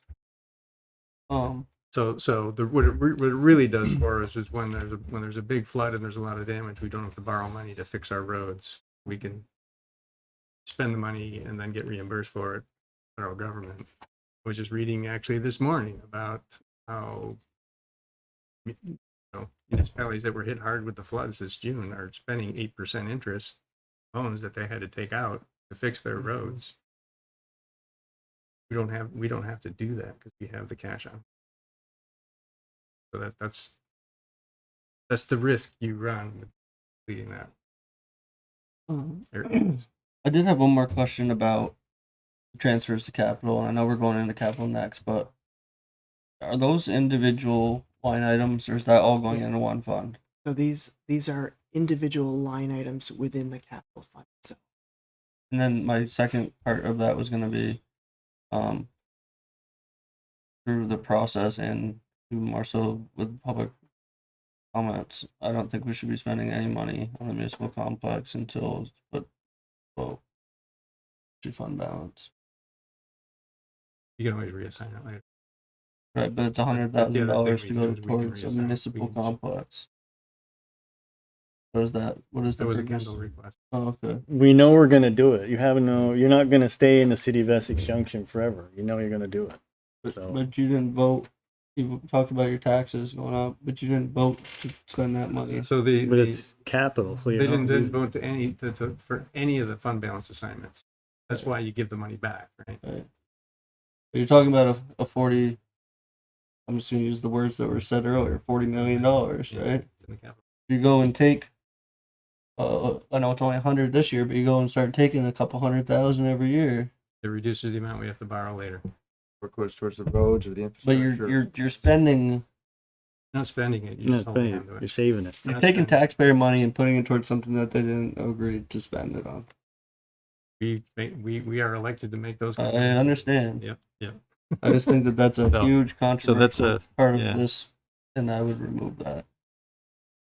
Put it towards public works. If we had the money in public works for equipment this year, and a couple other things, you could have saved. So- Your truck's coming up. You could have saved yourself money just by placing. I know we're going to capital next, but I'm just saying with transfers to capital. I don't see public works. I see fire vehicles and roads, and the salt shed, which I know we. Well, roads are public works. The salt shed. Okay, that's not equipment. It's gonna be lined as roads. It's like when you put it in there for a municipal complex. Okay, so you're not gonna we take that money. when we talk about assigning this stuff in a future Right. meeting, then we can Yeah. have that discussion as to whether these are the right categories that we want. That the categories that were recommended by staff. Yeah. If we want to override the staff recommendation, we can have those discussions. I'm seeing hands going up in public. Any other board member comments about fund balance or questions? Okay, Ken?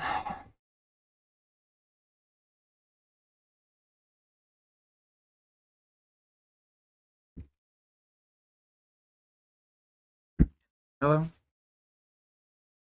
Complaining about this for a number. We've been watching this process now for a number of years, and every year it's the same thing.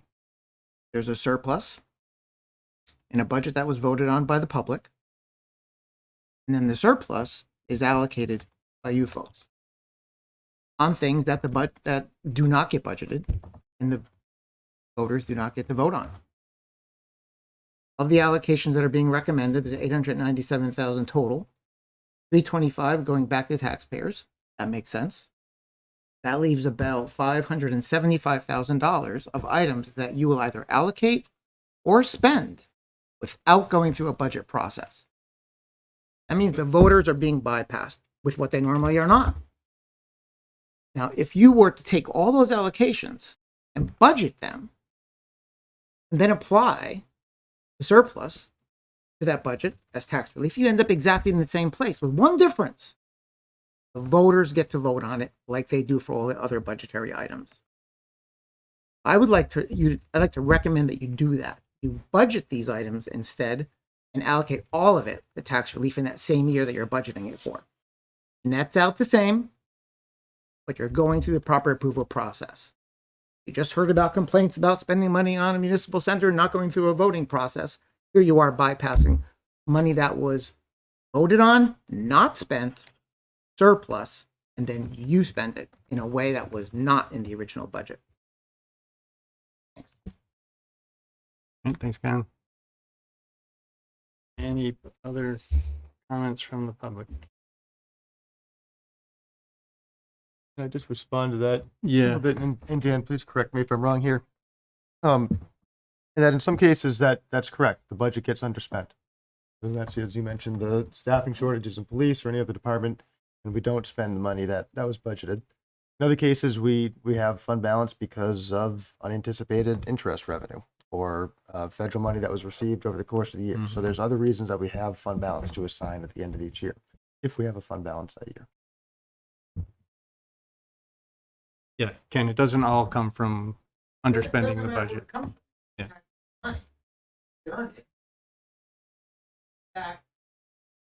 Needed process. All right. Thanks for your comments.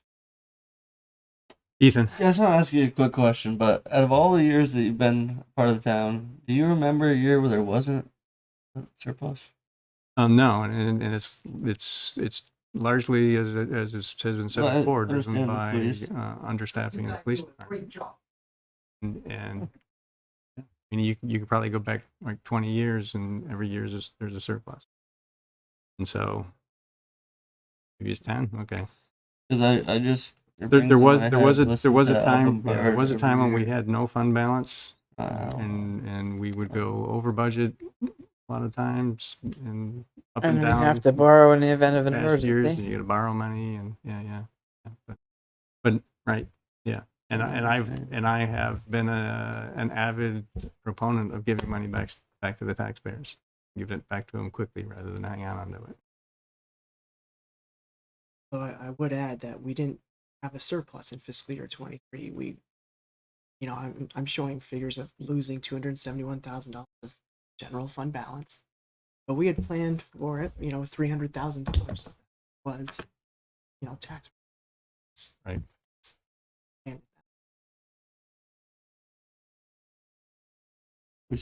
we still made out with $30,000 of taxpayer money that year. Out of a $16 million budget. Out of a $16 million budget. Oh, I understand. Yeah, you can't. That's with the 300,000. I'm trying to remember his name, and I can't for the life of me. I feel like it's like Walter Adams. Yeah, Walter Adams. Before I ever became a member of the select board, my first town meeting, this guy actually stopped coming to select board meetings in general because every single year he said the same thing, and I had talked to him a couple times before. Was give the money back, adjust the budget. When we had the in-person budgets, that was what he stood up and said every year. Reduce the budget by last year's surplus. And I've always been told, well, it's not always a surplus, not a surplus. It won't be next year because when the police are full staff, I mean, we're one person away, still 90%. We got the agreement with the city. It's gonna be a surplus. You can say there's not gonna be a surplus. Even last year with the tax reduction, there's still a surplus. There's gonna be a surplus next year. So moments ago, you were talking about increasing the amount going to yeah, because capital. You're not gonna send it. You're not gonna give it for tax reduction contrary. because you just you're said talking two different. You're talking because it shouldn't be there. The money shouldn't be there, regardless, right? Are we just doing that bad of a job with the budgeting? I mean, you just said a minute that you're gonna have $330,000.60. That this year on top would be doing the same thing again, right? So how do you get to zero? Do you give it all back in 1 year? $2.7 million? Or not? I'm not recommending that. Well, just Because then you'd have a 40% tax increase next year. So you gotta, there's practical aspects to how quickly you dole it back out. So that which is why I point to capital. yeah, so we can have that discussion Right. when we talk about how to actually assign this. Staff's going to come back with another recommendation that doesn't leave 330,000 in future tax relief. That's what I'm asking for, but see what we can. Greg. No, I'm all set. All right, anything else? All right, thanks, Dan. Okay, sure. He's got capital budget next time.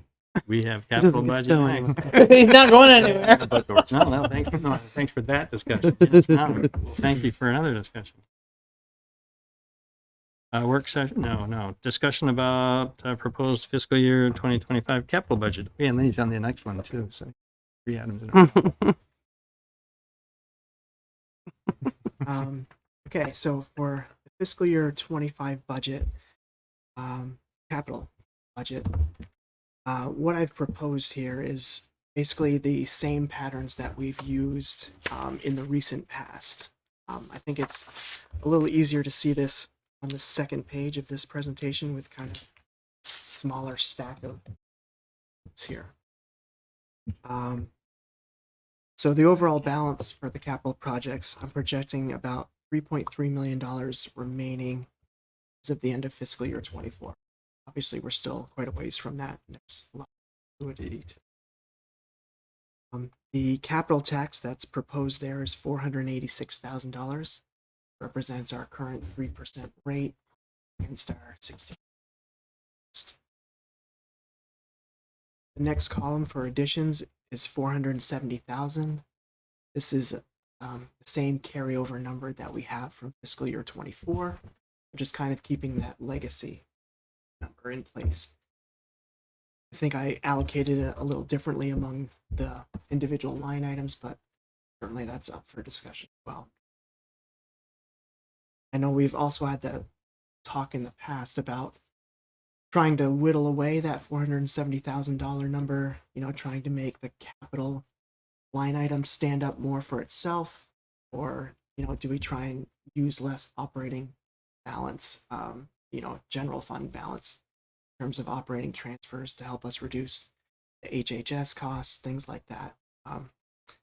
But for this presentation, this is still at $470,000 throughout the 5-year plan. The next column is grants and kind of other revenues. So there's a variety of things here. Obviously, the stormwater item there is anticipated grant money related to the LDS program. So that's an 80-20 split. 80% of that project's supposed to be grant money. The $95,000 piece in undesignated, it's the amount that I project for possible interest income during fiscal year 25 that would be allocated to capital projects directly as a piece of our overall interest income. The next column is fiscal year 25 additions and transfers between projects. This is where the $400,000 piece from prior presentation shows up. 2 of the items are within buildings, and then there's a highway piece and a vehicle and equipment piece. The extra $85,000 in there is related to records preservation with the clerk's office. So that's simply a transfer also from the kind of operating area into the capital to cover those costs. The next 2 columns categorize the revenues kind of in different ways, but generally speaking, the overall revenue from all the prior columns is 3.08, almost 7 million. And then we have estimated spending of 2.8 to 2.9 million. So that would leave us about $3.5 million of a fiscal year 25 ending capital project.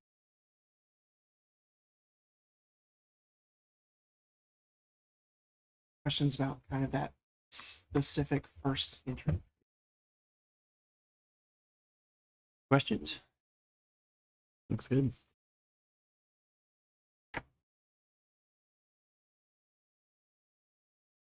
I thought we had records preservation in some other part of this budget. Not in the capital plan.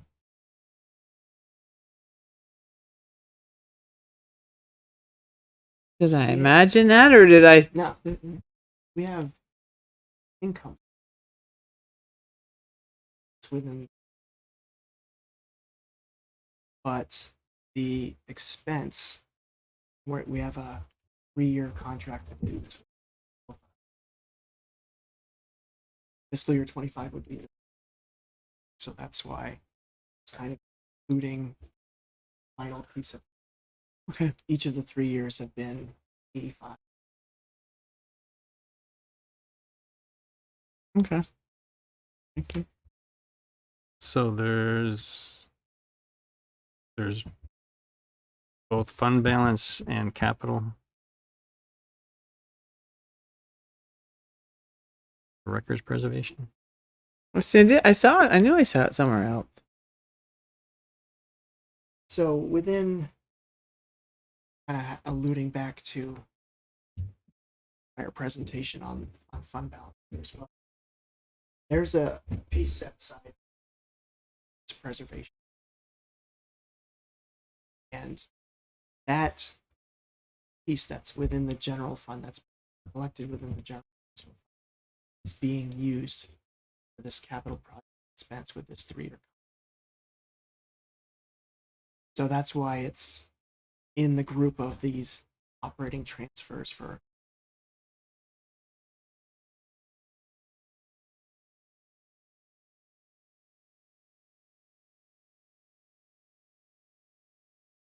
Okay.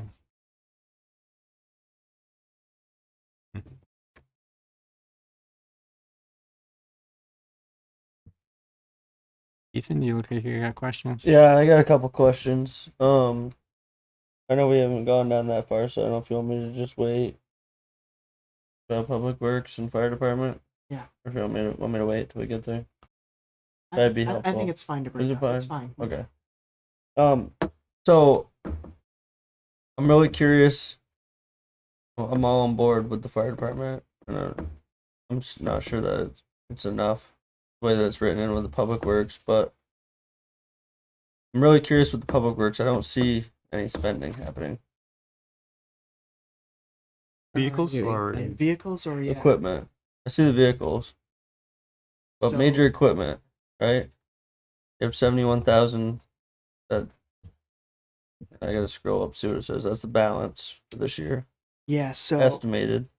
the estimated spend in fiscal year 25 under PW major equipment is 273,816. For spend? Yeah, the estimated spend for that fiscal year, 273,000. So it's a little more. It's the second to right hand column. 278, 725. What you said? 273, 273, 816. Yeah. Yeah, 273, 816. Yeah. See the major equipment. That's the estimated Okay. spend. Yeah, estimated For spend. 25, okay. Yeah. Oh yeah, and it's actually running at a deficit. All right, that's. The opening, the fiscal year. I saw the negative. I just couldn't find the spending, but I Yeah. I didn't see that it was all the way over by the balance. I'm on the wrong one too. I'm on the 5-year. That's why I was all confused. Kept looking at 26. There we go. I'm on. That still says 20. What page are you on? 63. Yeah. Sorry. Two different now. Okay. So you're 105.31 negative for this year.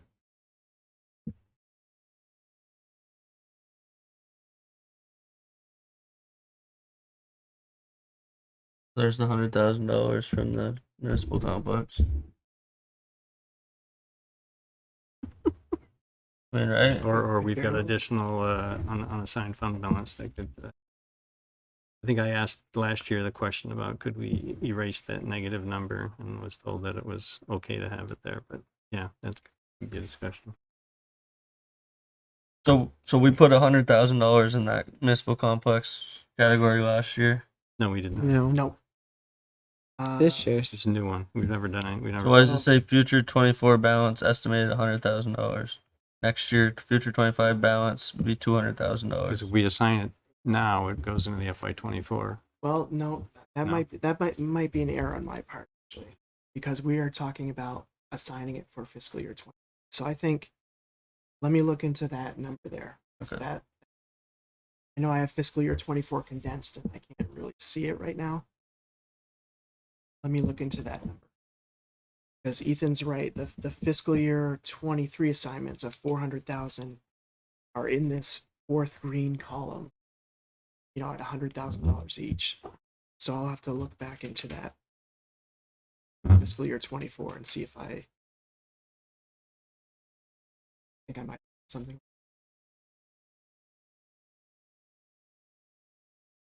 I see it in 25. Where do you see 24?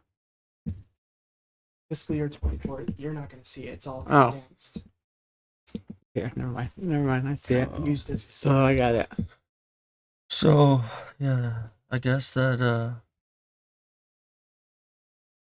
makes me wonder about the salt shed too. Why is that only 120 and then showing 150? Isn't the proposal $100,000? The proposal is for $100,000 of the fiscal year 23 fund. Yes. We put 120, or we put I don't know what we put in. There's 120 in it. Yeah, I think There should be 20,000 220. was set aside in the higher capital tax rate. So the capital tax rate for fiscal year 24 includes 20,000. But I have a feeling that maybe I feel like I placed the $400,000 items. I might have placed them in fiscal year 24 instead of 25, and it's being reflected in the spreadsheet. Yeah. So for the salt shed, for the road reconstruction, fire department vehicles down below, and municipal complex that you had noticed first of all, Ethan, those might each be overstated by. I just one quick clarification question. Let me wrap my head around all this again. The $400,000 in capital that was presented from the fund balance. Is any of those numbers reflected in? So it's in the this fiscal year. proposal? It's in the fiscal year 25 fourth green column here. So there's 100,000 in the municipal complex and the salt shed, road reconstruction, fire department vehicles. Okay. Okay. That's So that's where it goes to that's where one. that carries out. Yes. But it only shows it as 150,000. Because it shows it as adding 30,000 for future year additions. Capital tax would be 30. Okay. Capital tax. Yeah. And then adding 100 would be 150. But it starts at 120. I don't know. And then there's an estimated spend in fiscal year 25 as well. Of 100. Okay. So it's projected to start being expensed. And So really, it would be 250 after adding 100 in the capital tax, but you're planning on spending 100 in the same year, which would bring it down to 150. It just doesn't read that way.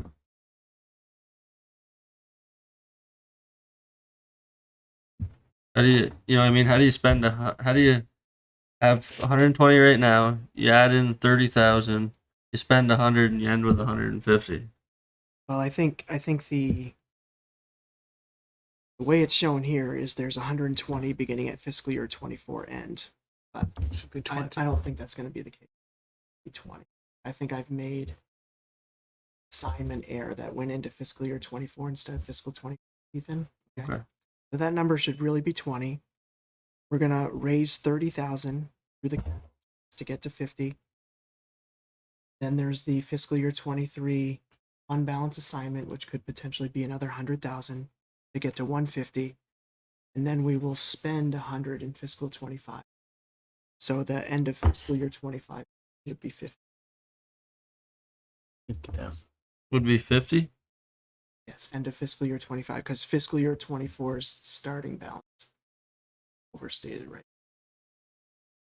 Sorry, I made that error, I think. Oh, There's, okay. what happened, All right. Ethan, is I Okay, placed, yeah, I get it now. yeah, I get the it. assignment, it looks like I've placed the assignment in both years, and I need to take it out of 24 because it needs to be determined in 25. And that could be for multiple things, just for the town municipal complex and Yeah, it could be all 4 items. I think all 4 items could be in there. I just can't. Yeah, it's just those 4 items. okay. So really what it does in this presentation, it doesn't really change anything in green. It just changes where our fiscal year 24 starting balance is and where our fiscal year 25 ending balance ends up. 400,000. They're both overstated. May I ask a question? This is not related to your salt shed. What is a park asset replacement plan? So this is Swing. playgrounds, yeah. So it's going to jump from 30,000 to 100 and some odd thousand here. Yeah, so in fiscal 23, Holly was not able to replace as much stuff as she expected. So I've taken basically 3 fiscal years of activity combined and pushed them in. So there's 2 years that have a lot of activity, and then it tapers down to a more normal, a regular maintenance schedule.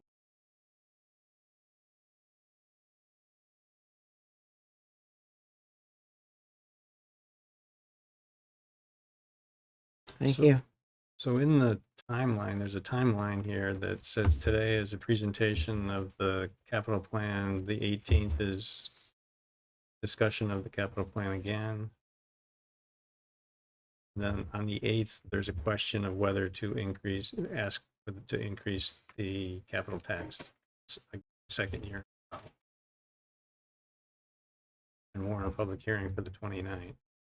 So last year, when we were asked to increase the capital tax to 3.5 cents, we backed off on that partly because of the big tax increase that associated with separation, but also because there is a reassessment that's afoot that will cause a step function increase in the amount of capital tax revenue. And my thought was that we would wait to see, but guess I'm having this discussion 3 meetings in advance, or It's all relevant. Because you don't know how much reassessment is going to affect things, you haven't accounted for that in your 5-year plan. So it assumes a flat. Yeah. So what I wanted revenue to stream. do in the presentation is really, without looking at the reappraisal, and we all know it's coming and it's in progress. But what I wanted to show was that our overall savings hasn't been enough. So rather than think of things as a capital tax rate, trying to attach a dollar amount to it. If we have a 50% increase in our reappraisal, we're going to go from 480,000, roughly speaking, to 720. But I would contend later in this presentation that even 720,000 annually. You can see that with public works equipment and the upcoming stormwater. And there's kind of a later sheet on here that reflects that. Yeah, some of the comments in here, I think I want to the question about transferring stuff from operating budgets to capital budget. Yeah. I completely understand that that's impractical because except for grand list growth, capital tax revenue is flat. I've been paying the same capital tax since 2007 on my house. Exact same number every year. Every time. And you're buying power with the money that I'm giving you gets less and less Yeah. every year. So I completely understand that you've got to have some of that in the operating budget. And so I think also to say that the capital tax is insufficient is very pessimistic, because we have a substantial portion of it coming from the operating budget as well. Yeah. And so maybe I'm getting ahead of myself in this discussion, because we wanted to have it in January 8th. Well, it's okay. I mean, taking my example, we're talking maybe a 50%, 280,000 house. It's 400. So our capital tax revenue staying at 3%, be 700. We maintained the same $470,000 kind of operating transfer. You know, that would take us to $1.2 million. Just kind of on that. And you know, I know in this kind of quick little spreadsheet I did showing a need for 1.3 million. So maybe we have $100,000 of interest income that fills that gap. Gets us to 1.3 million annually. But I think also presented within the fire and the PW equipment, we're already running deficits in terms of, you know, we haven't saved enough.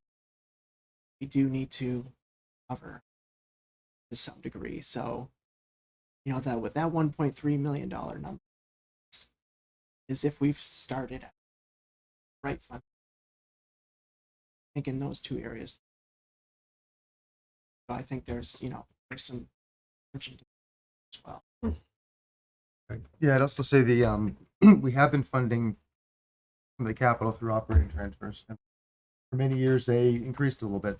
You know, fire vehicles get more expensive, paving gets more expensive, works vehicles get more expensive. So those numbers have gone up. Those amounts have gone up $10,000-$20,000 a year. We've level funded them the past 2 years. I'd say that's really for two primary reasons. One was just because of tax rate increases we were facing with separation and trying to keep that as palatable and manageable as possible. Partially because we've had those conversations about should we be shifting capital costs onto the capital tax, whether that's to reduce the amount of health and human services contribution, or to just transparency's sake to put onto the capital tax. But for those reasons and more, we haven't been increasing those capital transfers the past couple of years. And so that becomes a good question about what do you want to do? And if you're not, we're going to hold off on increasing the capital tax to wait to see what happens with reappraisal. We go back to increasing the operating transfer. Because either way, we're falling behind. So you don't really want anything from us today. This is just a discussion. Have another discussion. That's what I'm turning. Another discussion on the 8th. And another discussion on the 8th. General reactions today of, you know, how does this land? How does it look? There's a consensus of nope, we don't want to increase the capital tax today. Then okay, we don't need to talk about that. We can move ahead with what we have. But I think if similar to our first pass at the operating budget, how does this look? Thanks for the reactions and going in the right direction or not. I don't know if you had anything else in mind, Dan. Yeah, and I think, you know, the idea with showing 5-year portion of the plan with all the same types of operating transfers and the same capital tax, it's just to kind of show that erosion in the fund balance that will. You know, by the time fiscal year 29 comes around, fire department has a $1.2 million engine. So we'll have enough money to pay for it, but what happens when the next thing comes? Kind of getting down a little each time. So it's not a cash flow issue. It's a long-term planning issue. But being able to save enough, we can turn around and buy it. Long-term, are we fulfilling the needs, especially in the departments, for reconstruction, stormwater? Yeah, I guess I would just clarify, it's not a cash flow problem today. The Yeah, problem is it's a cash flow problem in 2031, or, you know, 2 years after that when the fire needs to buy 3 trucks within 6 years. we are in this lucky space right now where we don't have one of those big ones happening. So this has been okay to get us to that savings for 29. Problem is that then we don't, you don't have that gap again. There are 3 big ones in fire alone that are pretty quick succession compared to what we're used to just now. Obviously, those can all be discussed at the time. Maybe one you can extend 1 year, blah, blah, blah. But just if you're looking at it right now in this snapshot, I think the cash flow issue is present, just it's in, 2030. So. I was just going to say that, speaking as a resident who's paid the capital tax all these years, I'm very disappointed that the town hasn't been very transparent and upfront about what the capital tax has been paying. My understanding way back when they put the capital tax in was that that was going to fund your capital. You have a special thing on your tax bill that funds your capital. And I believe the average resident in town feels that that 3 cents should be funding all the capital. Keeping $500,000 in the operating budget and not funding the capital tax to the rate that pays for the capital going forward is not being transparent as a board. I mean, that's about probably the easiest thing for any resident in this town to understand is the capital saves you money because you buy your items up front. And Essex does a really good job doing that.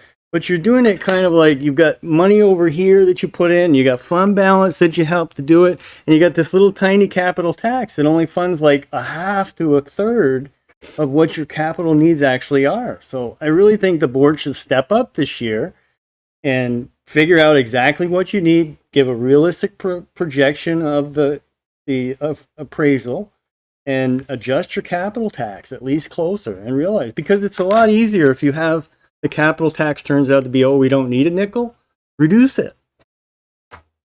I mean, capital is the one thing in the budget that saves everybody significant amount of money ongoing. And we see that because we're talking about funding a salt shed, funding this item, we pull it right out and we've got the money between the fund balance and the thing.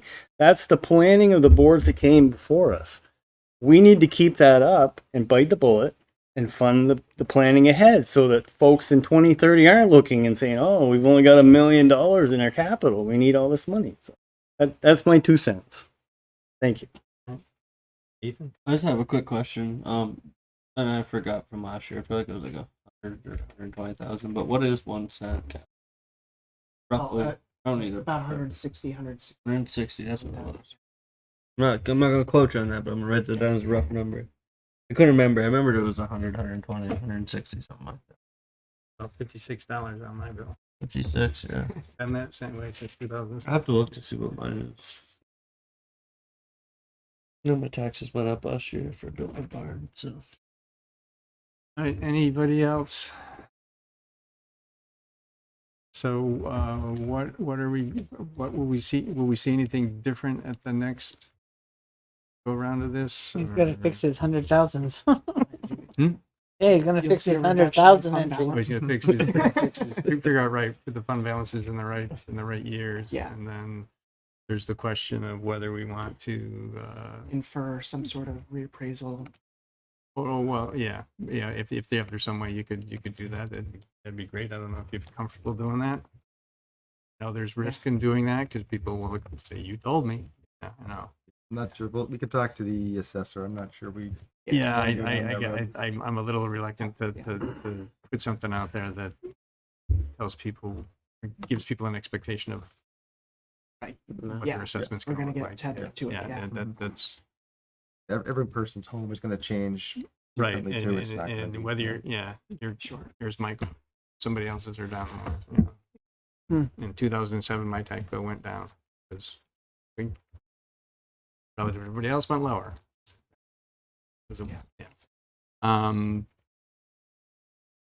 Because it's related to the fund balance, there's that other 330,000 potentially that I'm kind of in favor of throwing at capital. Have that. That's 2 cents. That'd give you your nickel. Yeah, and then in FY26 we'll know what the reassessment is, and we can decide at that point whether we need more capital tax or put more in in operating, or we can figure that out. A future select board can figure that out. That would be a nice But we can have that discussion. I too. still got 2 more. I'm I only- still, you I'm two only more one. years. I'm only one. So, all right. Any public comment? We'll be revisiting this a few times, and then I think a hearing on the 29th, likely. Yes. If you want it. January. That we would only need to. We have to have a public hearing on the capital plan, right? Yes. But the question is, if we don't decide not to go, there's nothing to warn if we decide not to pursue capital tax change. We've typically had a public hearing on the capital budget and plan, regardless of the.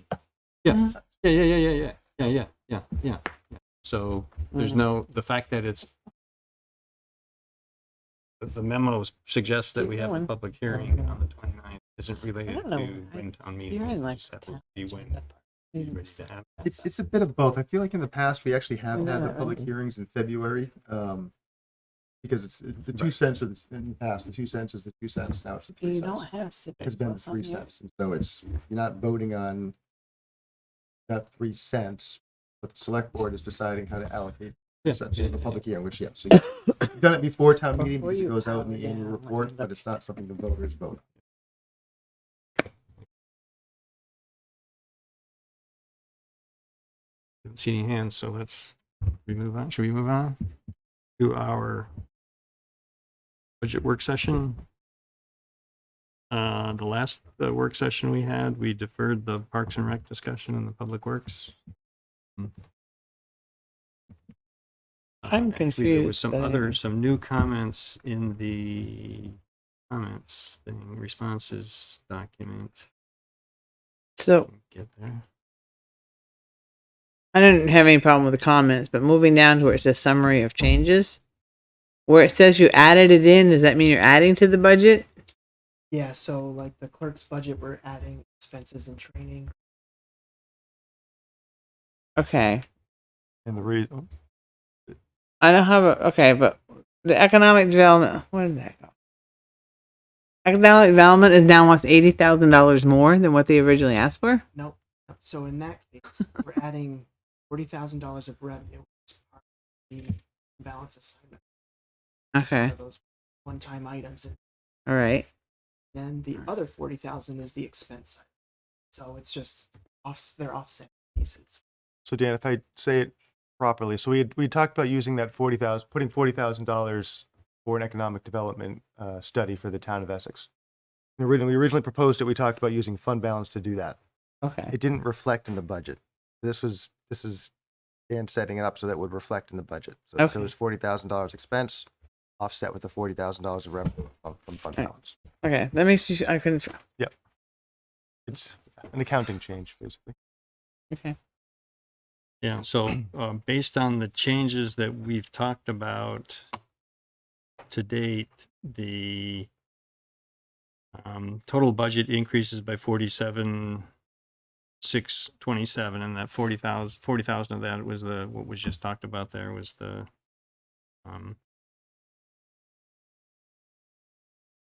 economic development piece that we just talked about, and then the others a couple other miscellaneous things. I guess it was increase in the snow removal, and then the human service grant increase. And so the budget increased by 47,627, but the total tax levy decreased by 60,055, and that is because we've added in the revenue for the single expense items. And the police fuel. Yep. And the police fuel. So you're now looking at a total budget increase of 4.8. Is that what you're saying? So, right, budget increase of 4.8% and a proposed tax increase of 4.4%. Is down from the 4.9 something previous views of it. Anybody have any questions about that? Just going to the document, the budget day questions document has some, I guess the green text is new in there. Yes. Computer is loading the document slowly.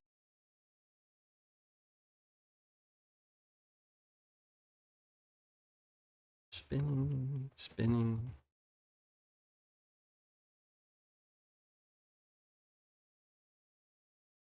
Okay, so if I find the first section of green text, I had asked about software being in the police budget, and the response is that that's part of the 3.5% overhead.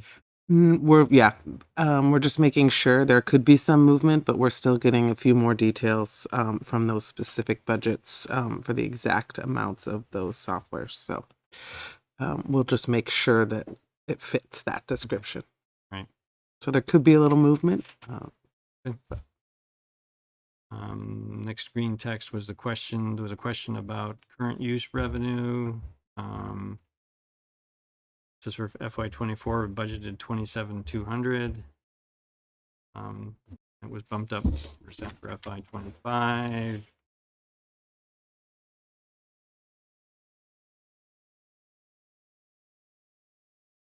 Remember who asked this question? I don't remember specifics, Steve. So we just asked, I don't think there's any. It was part of the about- revenue part of the budget, revenue, is yeah, my okay. recollection. And so it came up there as to why it's so small, given that how big the current use program is. Obviously, there's not a great answer for why it's so small, but it's the state's payment to hold harmless. Yes, exactly, for that program, and the fact that people get, Okay, and there's some history here that says 22, 23, and 24. So that's for harmless payments? That's what they're called. Okay. Anybody have any questions about current use?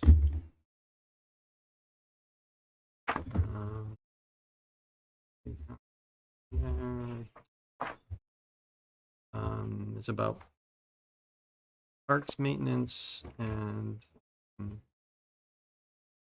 parks contracting. Those are in different. Those were Ethan's questions.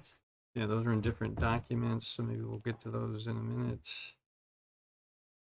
Ethan, did you get a chance to look at all those? Yeah, I did. I was just looking for a piece of I saw somewhere and I can't find it now. I had it circled, and it was to do with equipment purchase. I saw somewhere something other tune of like $225,000 for an excavator, and I don't remember where I saw it, but parks? No, not parks. I thought you were talking the public works trailer question. I thought I missed that. I'm deaf and thinking about something right now. Staff is still looking into the Dillon's Rule State question about human service funding. Conflicts there. Yeah, I did see yeah, here we are. It says, yes, the department purchased a tilt bed trailer to haul equipment around town as needed. Paid $7,000 or $8,000 for it. Yeah, that's why I was looking for my excavator question, because came out of the operating budget. The excavator was $225,000, and any excavator that fits on a 14,000 pound trailer doesn't cost more than $100,000. So I didn't know. As my question before was the associated cost for the trailer included with the large purchase of the excavator? It's interesting that the current tilt bed trailer has sufficient capacity to accommodate the transportation of the new excavator. So that's more to my point. I really wish.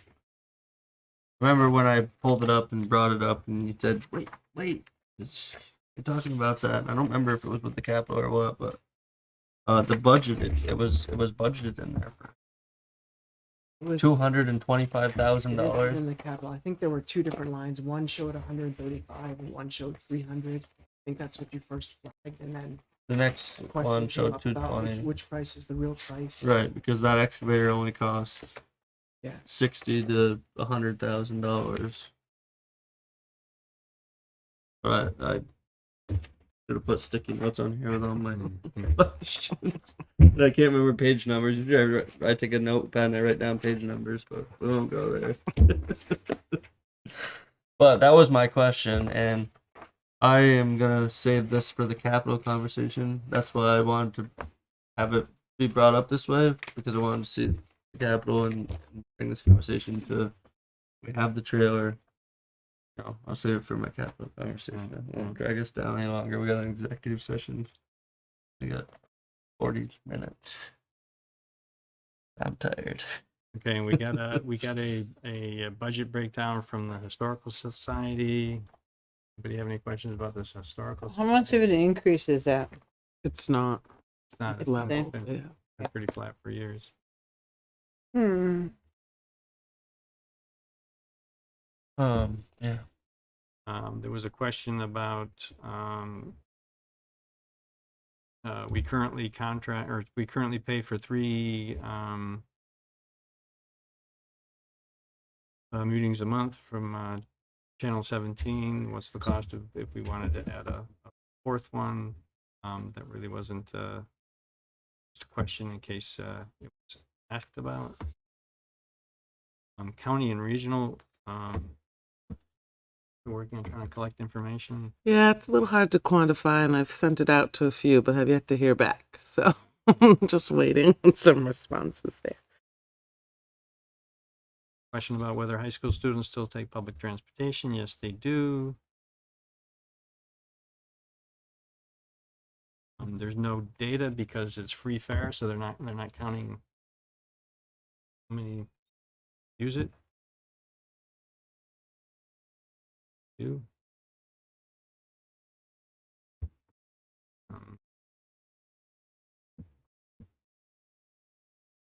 And then I raised the question about whether the town admin had the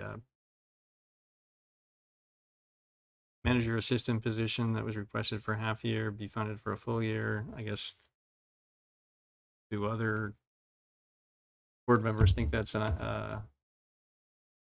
something they'd like to like to support? The other would be the trails coordinator. Same quite similar question. At this time, they were proposed to be part-time. I would leave it at that for now.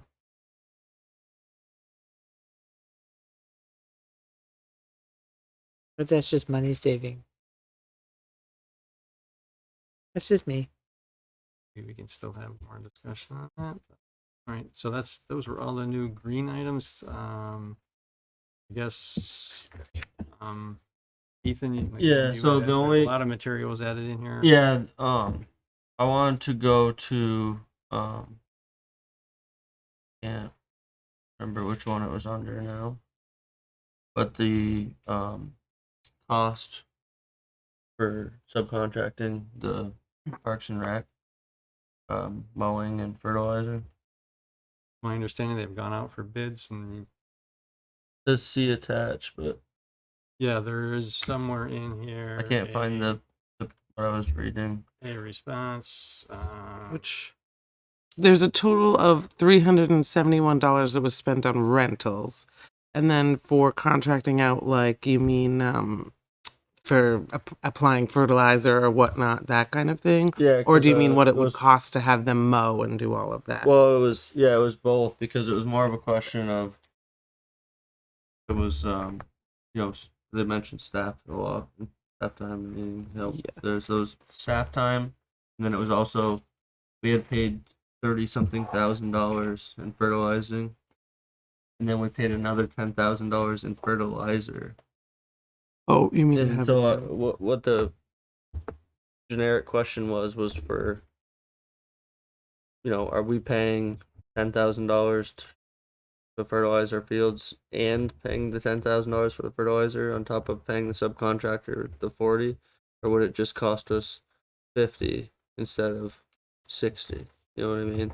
Right. If you look at the graph, $10,000. Yeah, I'm sure that they don't have that they haven't been keeping track of that, but it's just at the point of I've seen a lot of other municipalities about cemeteries and parks and recs fields and all the good stuff. Yeah, it's kind of like the tree farm where it costs more money to have 2 lawnmowers and 80 acres than it does to pay somebody who has Right. 20 lawnmowers and Yeah.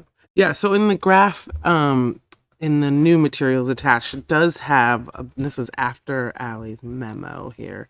It does show at least Itemized maintenance expenses. Yes, thank you. Itemized maintenance expenses. itemized maintenance expense. I'm trying to put it up on the board, but you can't see it. Oh, okay, I see. Yeah. Tiny. Yeah. So that was collected from the details, like, you know, they went through every invoice, that Right, kind of right. thing, to help get those, to make sure that will help answer hopefully her question. And then staff went through and gave the time over there on the right here. This is the average hours that they visit the park, you know, that the number of times that, or the number of people, and then the number of times that they do that park. So based on that, they then went to 3 different contractor, you know, out to ask for estimates back. And they didn't hear from 2, and 1 they did hear back from that said, we don't have time to give that to you. Happy holidays. Right. So, Yeah. Okay. I didn't see the part to the right there, but I did see that before, and I was Does that gonna help? ask you, what's the contracted services for $10,000 that got that rental? We were renting a lot so more? that's, no, sorry. Yeah, that is a little confusing. That vendor list doesn't go, that's like all of their vendors. So the 10,000 is through specific, like many vendors Okay. for the contracted services. And I, you know, we have that detail, so I can, you know, find that if you really want like all the added up to that 10, what, you know, what the little small ones were for Yeah, I that mean, 10,000. I'm happy to put that. That's how we got that number, but those pages more of stuff. So It's just a matter of we gave you the summary. you guys think we could save $10,000? I'm gonna be a pain here. I see in her thing that you do maintenance in Essex Police Department, maintain the grounds and stuff. Shouldn't some of that be covered I'm sorry, what did you say? by the city? Police department. I can't hear what It's for the police department. It might fall under that 3.5% of incidental. He's saying that there's some mowing down at the police department. Yeah. Why wouldn't there be? It's a town-owned building.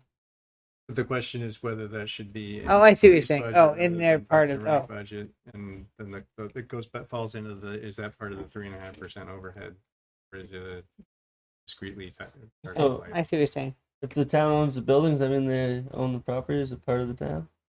No, it's not. You can own property. Municipalities can own Oh. property. Other municipalities, like the Oh, boy, he's airport is getting owned by punchy. Burlington. So. It's not part of Burlington. Yeah, I'm just picking on it. I'm good with the Parks and Rec. It was more of just a question of if we had the information that we're spending a lot of staff time. You know, I see $13,000 in mowers. I don't know if that's just maintenance or if that's a replacement or No, I'm pretty sure that's just maintenance. it's Given, just maintenance. I Yeah. think, given. So I mean, I put a figure on it of $40,000 to I can $50,000. double check that, but yeah, Is what I figure for all of them. Yeah. for staff time, mowers, fuel.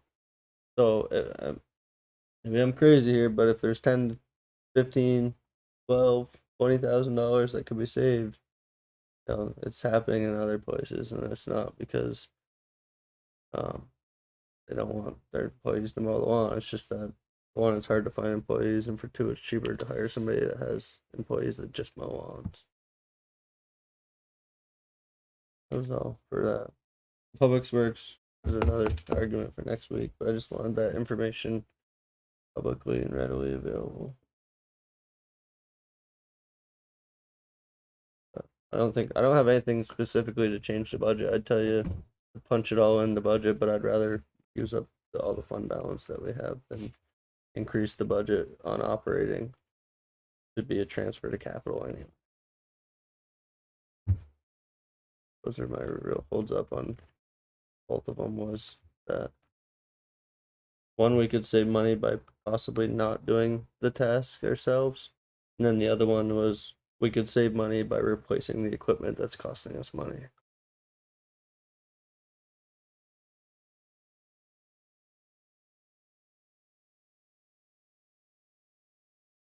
But thank you very much for all this information because it is a huge help and it shows people so much more than the one item, and it really gives a full picture of, we're not that far off, or hey, we could move some things and do some things. Just gives you make that decision. So I appreciate you doing that for me. All right. Any other comments or questions? Thank you for your hard work, everybody. The stuff together. How are you feeling about the budget at this point? We've basically got 2 meetings after tonight before you have to warn a public hearing. Do you think you want to try to come up with a final number at your next meeting? Or do you think you're going to need more information and wait till January? You feeling all right? Or do you want to have Yeah. more capital discussion first? Well, we're not talking about the capital. We're talking about. No, I'm not talking about tonight. I'm not saying tonight. I mean, at our next meeting, Yeah. before you're ready to commit to a budget number, or I won't hold you to. I'm just thinking, are we coming into the next meeting thinking that we're going to come out with a final number? We're closer or than I thought we were pretty going to close be. a final number. Or? Me too. And I feel a lot more comfortable having the information that you guys provided to levy those fund balance and capital. Where the budget I was okay with it initially. It's just, but I'm good with the number. We'll knock it down a penny just to be a pain. So the next discussion will be the public works, the next budget meeting. so. But that's a capital question, right? Is that what you're saying? Yeah, I'm good with capital because the only questions that I had was are the sidewalks added in? Which sidewalks are added in? And that was a question that arose a couple weeks ago from the community members. So that's covered in there, which I would want to make sure of. And then I just wanted this information I wanted to put the money in the budget, right? But I'm not going to raise the budget and raise the tax increase when we have the money that's sitting in our checking account that we could transfer to capital and vice versa. It's going to the same destination if I can convince 2 other people. So I'm okay with the budget. I really want to make sure that we had the numbers and that the request that was made by the public was sufficiently funded for this year and the following year before we moved on. And Kendall, did you have more you wanted? Yeah, I mean, I really wanted to put some more money in there for sidewalks. I think that's a disservice to the community that you're only taking care of a third of your sidewalks. I'll give you an example. The whole Sand Hill discussion. You drive down there and you look at that, there's a really nice sidewalk on Thomas Martin Drive. It goes all the way from the end, all the way down to where the industrial section ends, the walking path. Every time I go through there's half a dozen people walking up and down that path, and they're not in the road, Allen Martin Driveway. You get down below there, it's obvious that the town did not upgrade Sand Hill Road because there's no sidewalks on either side of it. It's just a regular road, and it comes right down to a steep thing. So, and the town doesn't plow that in the winter. And you've got 2 crosswalks from your major industries and the folks on your new industrial, they're walking there and using that all the time. You should plow it. It should be maintained. So, I'd like to talk about, we should be maintaining the sidewalk. We require the developers to build the sidewalks. We have bikeable, walkable communities. Does that only apply to the summer or when there's no snow? So, and I know that you say, well, they're going to walk in the road anyway. It's like, yep, there's a lot of folks that don't wear their seatbelts. But for the safety and everything, if there's not a sidewalk available, there's going to be more people walking in the road. That's just my 2 cents. It's a huge boon to any community having their sidewalks so you can use them. And he quoted a cost of like $89,000 to contract it to plow one side of the road. And maybe instead of plowing both sides of some of the places that we do, instead of paying the $89,000, maybe we should ask Aaron to look at, so just plow one side of the road. In some of the places where they're plowing 2 sides, and do more sidewalks one side of the road someplace, something. I don't think there is any place we're doing two sides. Yes, there is. Route 15. Hmm? Route 15. Center Road. They plow both sides. Okay.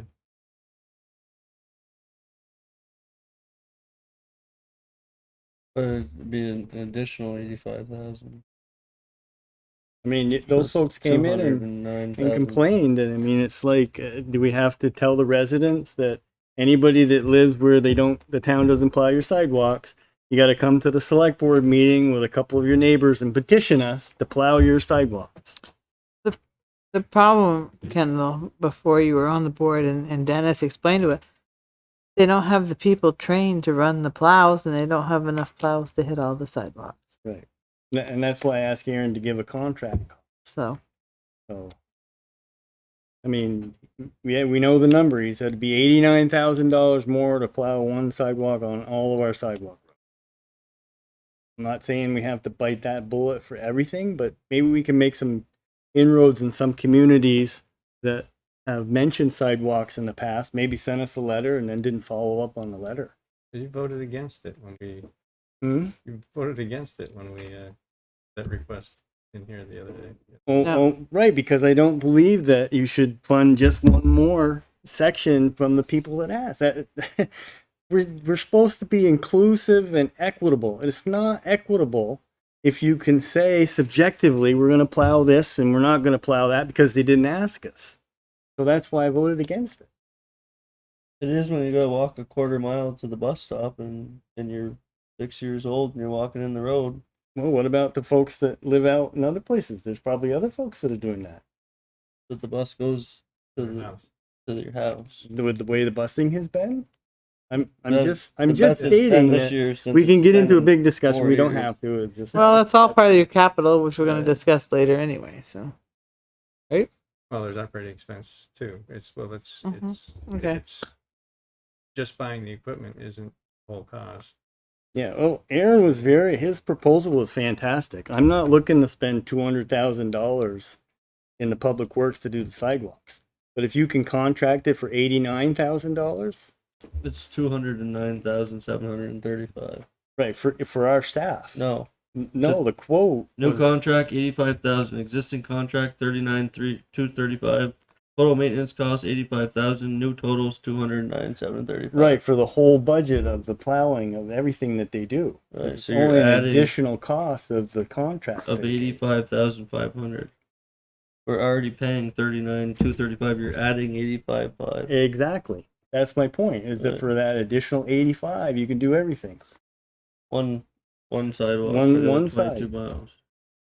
And again, it just points out that we've inherited this from past boards that they were content with plowing a third of the sidewalks in town.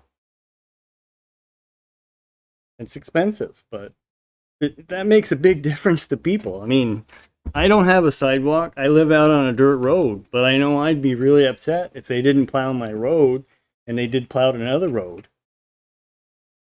That's all.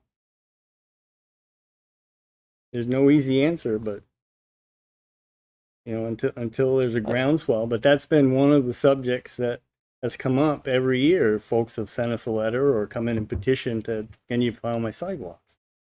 And that's great, but I just can't help but feel that we're neglecting a public service if you do something for one of your residents and you don't do it for other residents.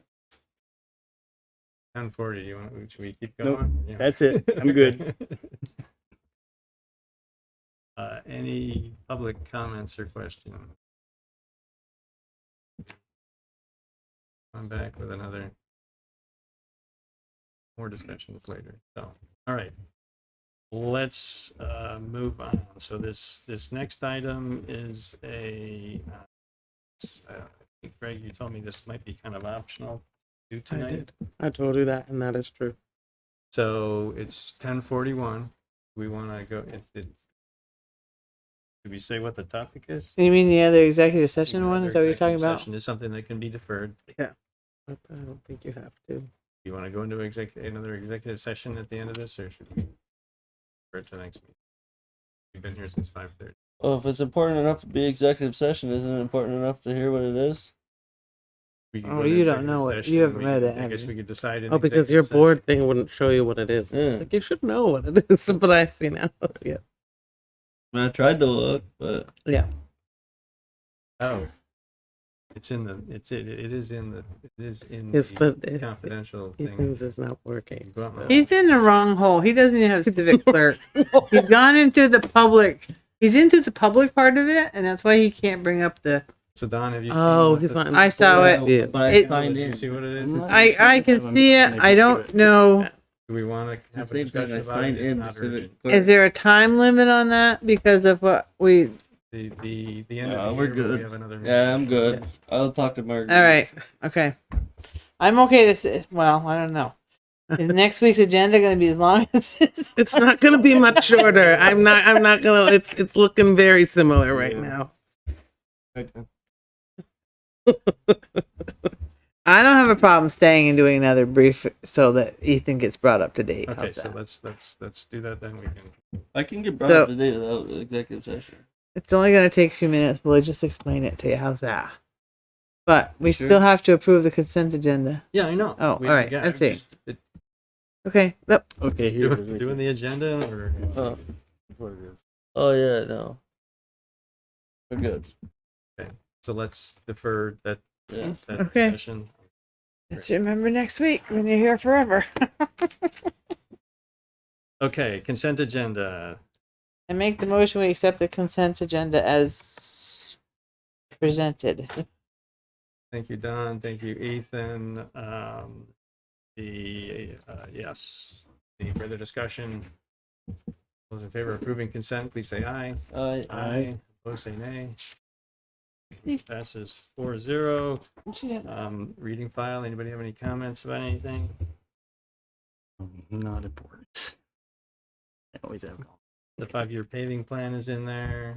You would have been asking about that, Kendall. The only thing I will say is that I would like to believe that we could get to the point where Essex doesn't have any very poor pavements. That was my only comment. Right. Say that once more. You want to get to the. We have a lot You of turn your head away, and I can't hear half. we have Sorry. a lot of roads that some are serious, some are. I don't think we have any failed now, but we do have a lot of them that are very poor. Okay. So Okay. I see it. Okay. Thank you. I didn't hear it. But thank you. I mentioned earlier about the charter review committee. We have had Ray Garofano has reached out to us. We reached out to her to make sure that we're on the schedule early in the next legislative session to get our charter changes reviewed. And the chair of the GovOps committee has said that yes, they've got to definitely have us on their radar for early in the session, and they've asked for a list of witnesses. I volunteered myself and Tracy. Does anybody else want to actually to talk at that? Greg, You're on the list. yeah, we volunteered you too. Sorry, I should have said that. I was gonna say, how come you didn't bring Greg? Okay, that makes more sense.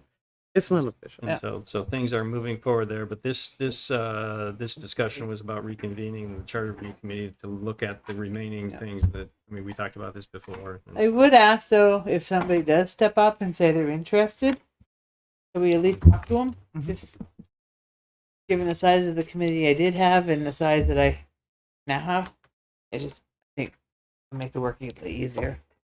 And then the letter from VTrans about moving the proposal to move the speed limits change to the bottom of the hill instead of the top of the hill at where it crests by Whitcomb Meadows. Whitcomb Meadow there. Mhm.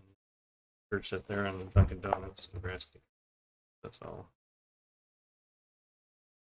Leo compound. Anything else? Oh, you can't step up. You're bad. All Okay, right. motion to adjourn. Make a motion to adjourn. Yep. Second. Thank you, Ethan. He's got. I'm sorry. He just. Nothing. Non-debatable. All those in favor of adjourning, please say aye. Aye. Opposed, say nay. 4-0. We're adjourned. Thank you, everybody.